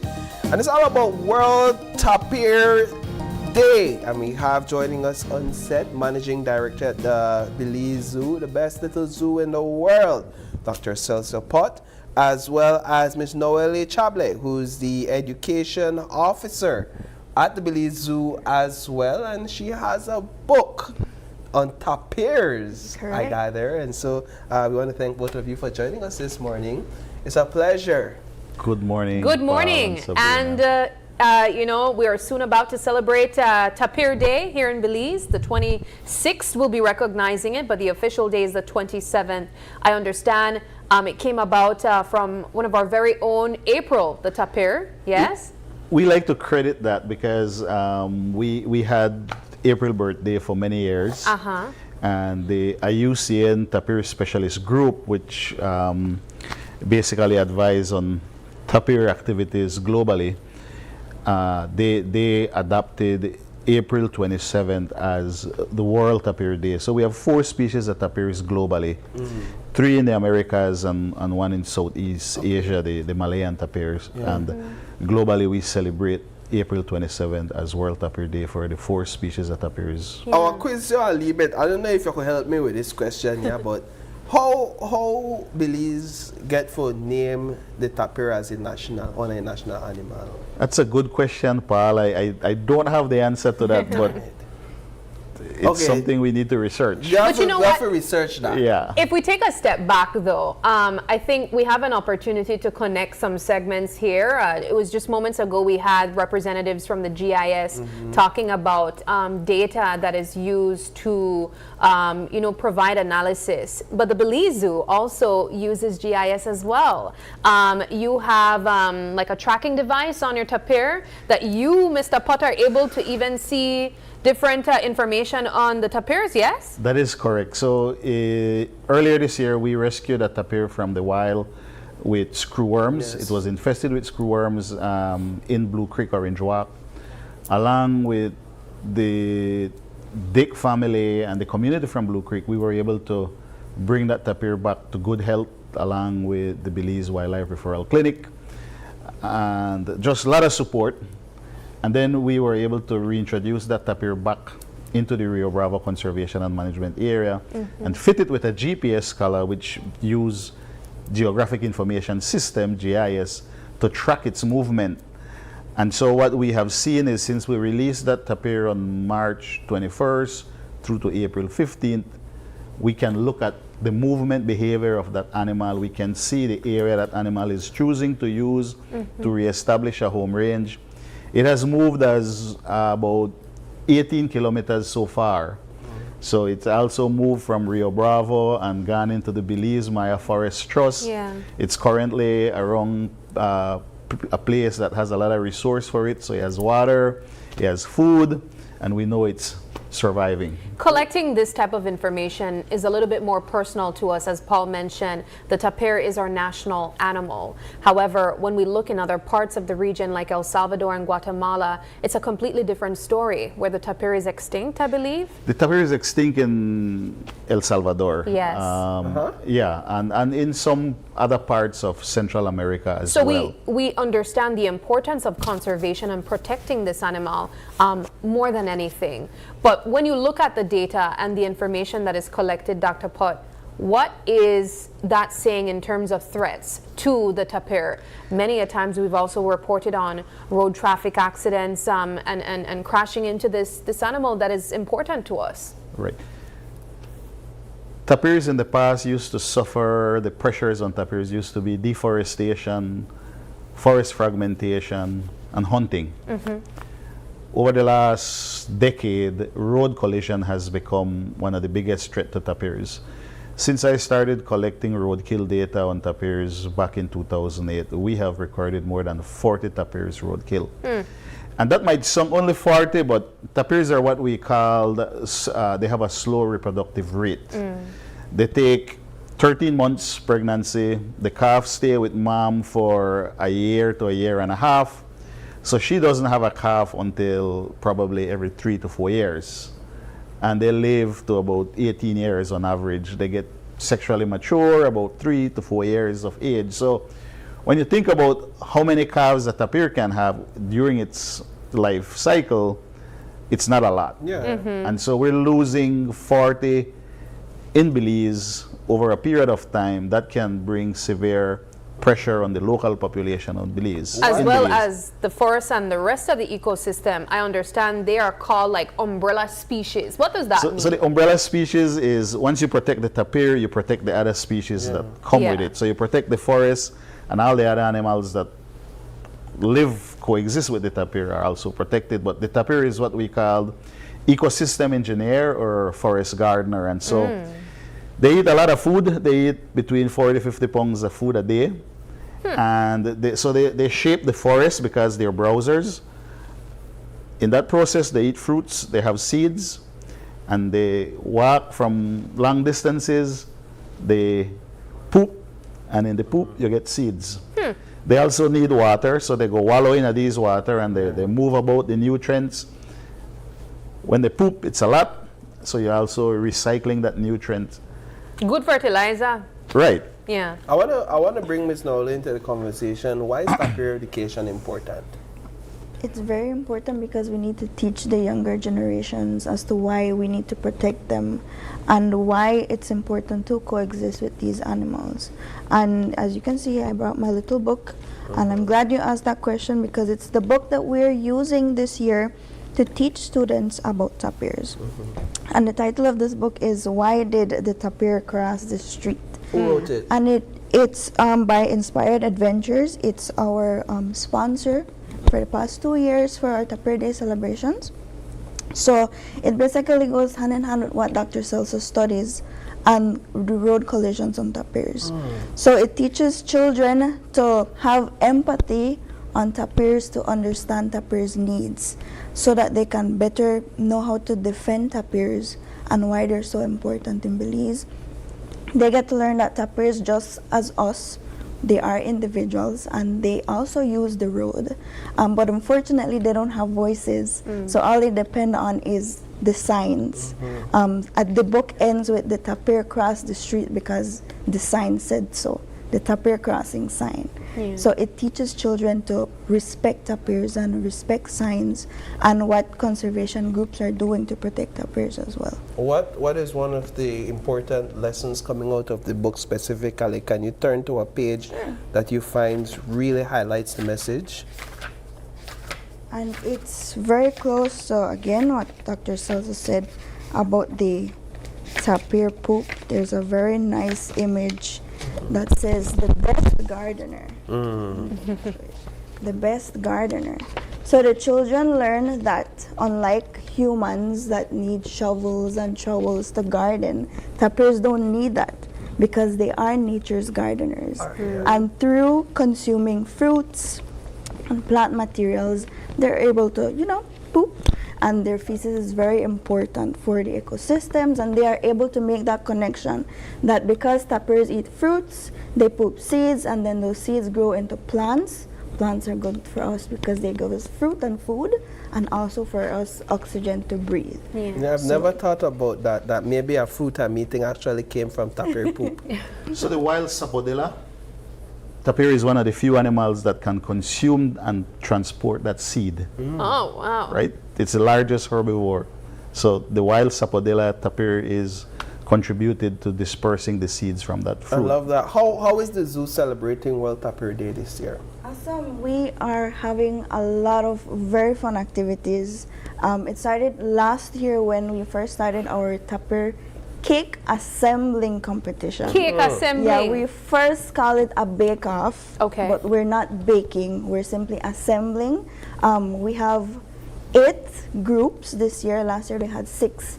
This year we're having 8 groups come head-to-head to create and assemble a tapir cake that will be provided to Sparks, the youngest male tapir of the tapir candle at the Belize. Is this what it looks like? Yeah. Those are some of the contestants molding their cakes. As you can with see, fruit? Yeah. Yeah. They're all tapir-friendly ingredients, as you can see. Mostly part of the diets that the tapirs are provided with at the Belize Zoo.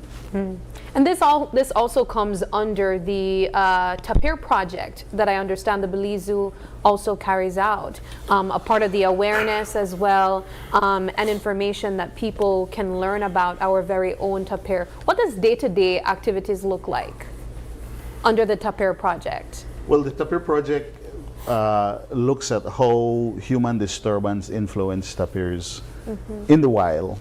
And the book, Why Did the Tapir Cross the Street, is important because just last week we lost 2 tapirs in one day to road collision.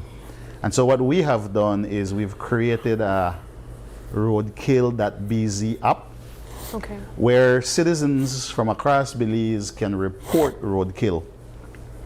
As we travel across Belize, we notice that the roads are being improved. Yeah. But improved roads without safety for wildlife, without safe passage for wildlife, is still risky for humans. But we don't have all the data to show these are the hot spots where road collision are happening, where people's lives are at risk, where wildlife lives are at risk. So we partner with the Belize Digital Media Group, with the Houston Zoo, and we develop an app. It's a progressive web app where you can just visit the site and then pin the app. It then works like an app.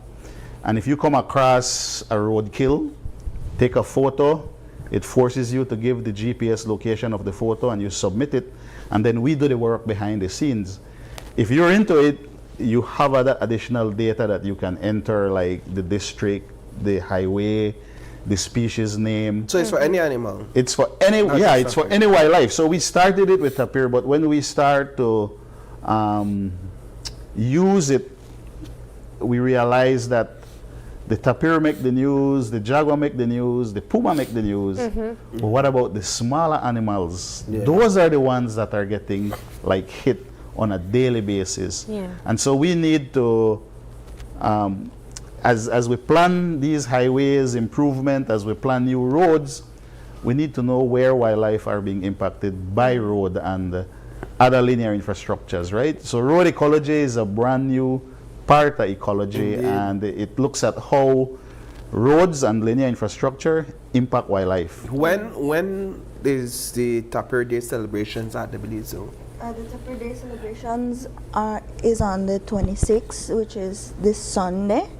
But the actual World Tapir Day is on the Monday. We're just celebrating it on the Sunday because we know most people have day offs during the weekend. So it's, to provide that opportunity for locals to visit the zoo. And like I mentioned, we have a lot of activities, the main one being the bake-off. The bake-off, the cake assembling competition, we have one spot left only. As of today, we only have one spot. Registration has closed, but we have one free available for anybody who has a group of 4. If they would like to register, they can call or message, send a WhatsApp to the Belize Zoo front desk so that they can be registered for the bake-off. All right. Well, this has been a wonderful conversation. We hope that on the 26th, even if you're not a part of the competition, you go and you visit the zoo as well. Take your families, your friends. I also know that they have night tours even, where you can see the tapir even at night, because the tapir is also nocturnal. I remember a few years ago, I also visited the Belize Zoo for their night tours, and there's so much you can experience there. This has been a wonderful conversation, and we wish you guys all the best. Thank you for having us. Thank you. All right, we are going to take one final break, but don't go anywhere. We have one more conversation to look forward to. When we come back, BBSN promotes literature across Belize.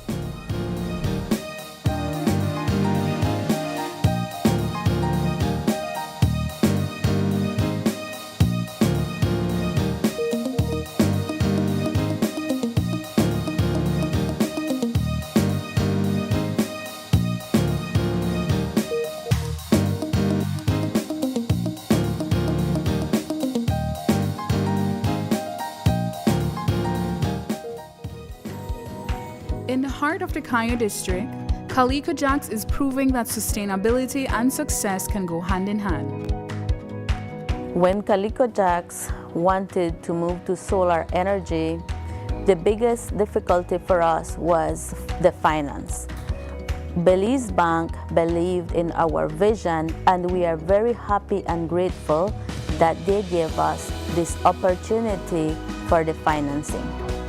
Through the Credit Risk Abatement Facility, a partnership between Belize Bank and the CARICOM Development Fund, small and medium businesses can access financing for renewable and energy-efficient solutions with reduced collateral requirements. Here at SCSB, we're grateful for Belize Bank to make it easier for our clients to go green. We're proud to work with businesses like Calico Jacks to help them lower their costs and their carbon footprint. At Belize Bank, we are powering Belize's transition to renewable energy, one business at a time. Together with our partners, we're making sustainable financing accessible for all. Belize Bank, financing a greener, stronger Belize. Let's get it on! The race for first is tightening up and heating up in the NEBL. And this Friday in Belmopan, the Belmopan Trojans try to stay alive versus the steaming hot Kayo Western Ballers. 8 p.m. at the UB Gymnasium. Then on Saturday night, the Dan Grieger Dream Ballers try to make a last push in the standings versus the dangerous San Pedro Tiger Sharks. 8 p.m. at the Russell Chiste Auditorium. And in Corazon, the Corazon Spartans, fresh off their first win, faces a test against the bad boys from the city, the Belize City Defenders. 8 p.m. at the Andres Campos Stadium. Giveaways, the NEBL girls, plus the National Sports Council and Fui Bolido, $5,000 halftime shooting challenge. Come out and rally behind your team this NEBL weekend. Sponsored by the Government of Belize.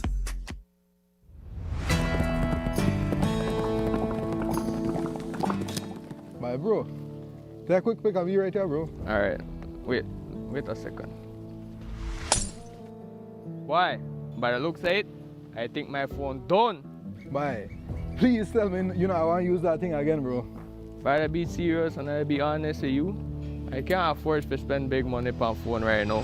Bye, but who said anything about spending big money? Smarter than that agree. They got phone deals, plans, they have everything that agree right now. No, man. But yes, it happened right now. Plus, Then even they have raffle, then they raffle money, then they raffle TV, everything. Well, I think we need to ride the agri-cry now. I agree, dog. Let's go Let's go. now. Visit the Smart Booth any of the 3 days from May 1st to 3rd at Agric 2026. Get amazing deals on phones and plans and your chance to win a cell phone, 55-inch TV, and cash. Smart, bringing people together.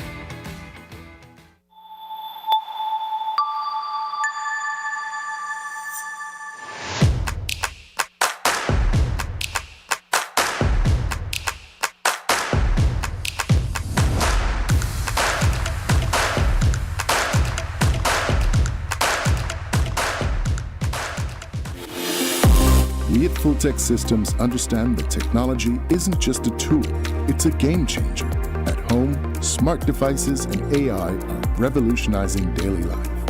In education, tech is making learning more interactive and accessible for students and educators alike.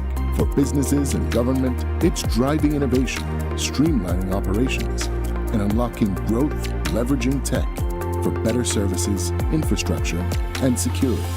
At Fulltech Systems, we help you thrive with cutting-edge solutions, partnering with leaders like Dell, HP, Microsoft, APC, Fortinet, Cisco, and Tomy. We deliver the right products for your needs, whether it's boosting efficiency, improving customer engagement, or scaling operations. Connect with us and let's drive innovation together. Fulltech Systems, your technology center, where you come for the price, but stay for the service.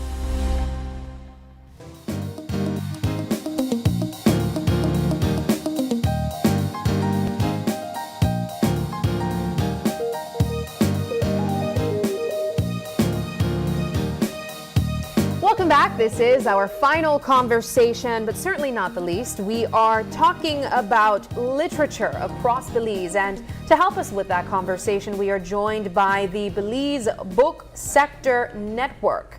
Here with us is Ms. Feline Cayetano. She's the president of BBSN. We also have with us an assistant librarian and storyteller. This is Miss Teresita Ulloa. And also with us is an author, Miss Ishelle Pott. Ladies, thank you so much for joining us and welcome. Good morning. Today is a big day for literature, book lovers. It is World Book and Copyright Day. I understand this has been celebrated since 1995. Fittingly, it's also World Book and Copyright Week. And BBSN has been hosting a 2-day book fair at the House of Culture in Belize City, and today is day 2. Lots to discuss. A lot of activities took place yesterday, and so it's a pleasure having you ladies here with us, using the time for the next course of the day to highlight the works that is being done through BBSN, and of course opportunities that exist for authors and book lovers. Ladies, let's begin with perhaps recognizing the significance of today, World Book and Copyright Day. What does that mean for BBSN? So this is the 17th year that the Belize Book Sector Network has been in existence. We recently rebranded from the Belize Book Industry Association. What we aim to do is to highlight Belizean books, highlight the industry, the entire ecosystem. And there are some times when we do it well, other times when we do it, okay, not so well, because we seek to highlight each segment. Yeah. Most people think, okay, boom, here, the book, and this is where it starts. But really and truly, it starts it starts in the mind of the author. It goes into the hands of an editor, an illustrator. If there's an illustrator, the formatting, the printing, there are so many different elements. And like I said, sometimes we get as much of the ecosystem as possible, other times less. And so this year we said, okay, let's really focus on how we can have more industry and stakeholder sessions. So we divided the book fair into 3 different parts, where we have the Meet the Author sessions, we have the panel discussions for stakeholders and for the general public, and we also have the evening events where we get to perform some more. And of course, this brings in adults who, during the daytime, they might not be able to make it.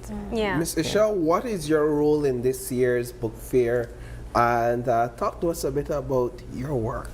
So I've been a long-time member of BBIA. I was actually gifted to me as a birthday gift a year from my uncle Mick Craig, which I didn't even know what it was. So this is like almost 10 years ago. And so as a part of this organization, it's always a pleasure to promote writing and publishing, getting more Belizean voices and stories out there so that we can see ourselves in text. This year, I'm actually a part of the panel because although I have published in anthologies, I've had short stories published with others, I actually published for the first time last year a solo project, Baby Star, Where Are You? A children's book. A children's book, a bedtime story book. That's what we have in front of us. Yeah, that's what I have in front of me. And so it's very low level. It is for encouraging reading with children. Children fall in love with reading not because they can read, but because somebody is reading with them and the time that you spend with them. And so part of what Afeline was talking about, I actually worked with a graphic designer to work on a marketing campaign for the little book.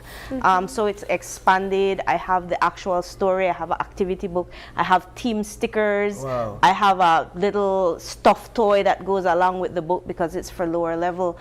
So this year, I'm actually talking to other Belizeans about the work that goes into publishing your book, getting it out there, because even though it's a children's story, this is actually the 7th version of it that you're seeing printed here. And I wrote this story 4 years ago before it actually started maturing.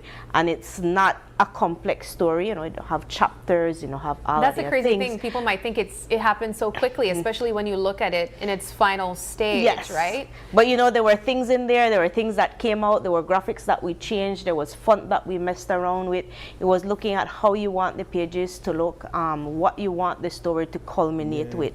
You also do writing sessions, I understand, in Belmopan as well? Yes. I haven't in a while, but we do have a writer's circle in Belmopan, which is a community activity. Anybody who's interested in writing is invited to the session. We do a writing prompt, and then we just write. I wanted to ask, I'm sorry, I wanted to ask, especially on that note, what do you find often as some of the reasons that writers would express being what would hold them back from putting their work out and for having it published?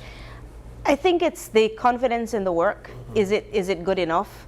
I mean, Baby Star, Where Are You is definitely not the first thing I've written, but it's the first thing I felt comfortable publishing. And that is, I think that is the basis for it.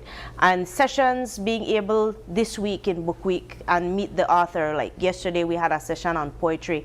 And I write poetry, but it was so invigorating to sit down and listen to published poets talk about their process, talk about their work, talk about the insecurities, and realize that, it's just that community push that we need to get the voices out there. Now, let's talk to the fashionista among the group. I know, right? The Recita.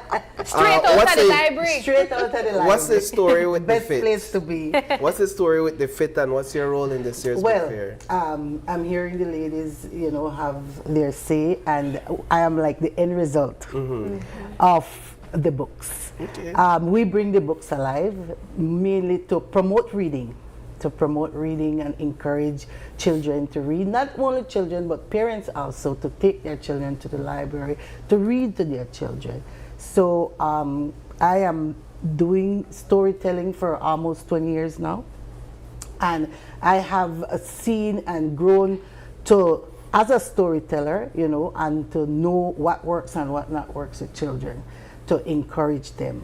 But I choose my books wisely. So again, some of the books are levels. So when I do my stories, or somebody would invite me to come and say a story, I would tell them what's the age group. I would ask what's the age group, right? Because they have different levels.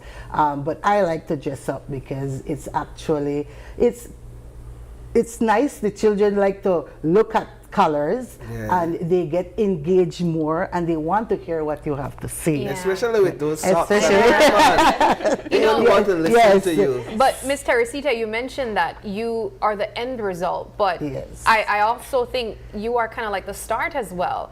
Oftentimes, libraries and storytelling the way that you do, that's the first stage of where children fall in love with Yes. reading and literacy. Sorry. I was going to ask, what's the culture like right now? Do you find children visiting libraries? Well, not as much as we would want them to do, but we have gone a long way because we have made connections where we didn't have it before. Well, we did have it, but not as how we have it now, to make connections with schools, which is where the children are. Exactly. So what we do is we do outreach. We have them come to the library so that they can see what a library is, a library setting. Imagine that. And yes. Library. Yes, so and it's been going so well, and I have gone also as far as doing workshops for teachers, how to bring a book alive, how to read to the children in a way that they will want to read that book again. So I like to read the books, like to also to promote books. You know, I've done a lot of international books, but I would love to do the local ones because it's important to promote our local authors. And that's where I wanted to take the conversation next, because I think it's hard for us to not identify one storybook that we remembered as a child, you know, that's not international. The first one you think of is like Dr. Seuss, right? But do you think we're doing enough to bring Belizean stories in the hands of children to read and learn and remember? Yeah, I don't think we're doing enough, but also we don't have a lot of children storytellers, children authors, sorry. Okay. And it's getting there because we, I think last year and this year we had some authors that brought up books, and Ishel now with that beautiful book that I love, because I'm more for children, like I'm more like children's storyteller. I do adult, but I just love the children. I think if you attend the book fair, you'll see the wide selection. I was there yesterday and I was completely amazed, not only by the children but the adult books, and there's just so much work we have done as a country in terms of authors and writing and publishing. What's the agenda for today for those who want to attend? Do you have that? Or you want to just speak briefly about that? Yes. Just for those who want to attend, they can be aware of what they can expect. So I have to pull it up. Because, no problem. Go right ahead and just tell us what's the plan. What's involved in the book fair, the publishing environment in Belize. This is one of the panel discussions. As Ishel was stating, she's one of the panelists. We also have a special guest Mexican author to tell us what's happening in Mexico. This is Miss Claudia Cabrera. She's also one of the featured authors for the literary evening tonight. In Defense of History is a lecture by Lita Hunter Crone. Meet the author. We have 3 children's books and 1 youth. This is Baby Star. We have How Tiger Became Fire Tiger, Dream Powers by Karen Dawson, and The Jade Necklace by Ian Gibson. The traditional Belizean games and new games that the library has also brought forward, and Kubola will be hosting Find Me, a map reading exercise and contest that they do annually. In the evening, like last night, we had jazz, poetry, wine, and tonight we have literary we have the literary evening, which is an ongoing part of the book fair. The literary evening features 4 poets, well, 4 writers, and usually an open mic involved in that. And after this, we have, of course, some music. The Maroons will provide the music for us within the program, as well as perhaps after. It sounds like a stunning night. Free of cost. Yes, free of cost. Yeah. Free of cost. And you know how the Mexicans do it. Yeah, right? of The course. Mexicans are exceptional hosts, and we love partnering with them from the very beginning. Whenever they can, they have brought different Mexican authors through their initiative. So it will be exciting for all ages. Well, Ladies, congratulations on your exceptional work. Keep it up. We need more of this. Thank you. And I endorse this event for sure. All right. Thank you so much. Well, unfortunately, we are completely out of time. We do have to wrap up, but we want to say thank you to everyone who joined us this morning, and also you guys for tuning in, commenting, locking in, and starting your morning right. It is April 23rd, and if you're celebrating a birthday today, happy birthday to you. If you'd like to give a birthday shout out, or if you have any questions, comments, or concerns, you can send us an email at oie@greaterbelize.com. You can also catch us live on Facebook every weekday morning at Open Your Eyes BC. You could also catch behind the scene content at Open Your Eyes BC, OIE Belize, and all the behind the scenes on TikTok at openyoureyes.bz. We even have a phone number. That's 675-2555. But please do us a favor and join us again tomorrow for What the Friday, where you can call in and share your thoughts as well when you open your eyes. And start your morning right. Until then, be sure to keep your eyes, your mind, and your hearts open. Have a wonderful Thursday, and we'll catch you tomorrow. Bye.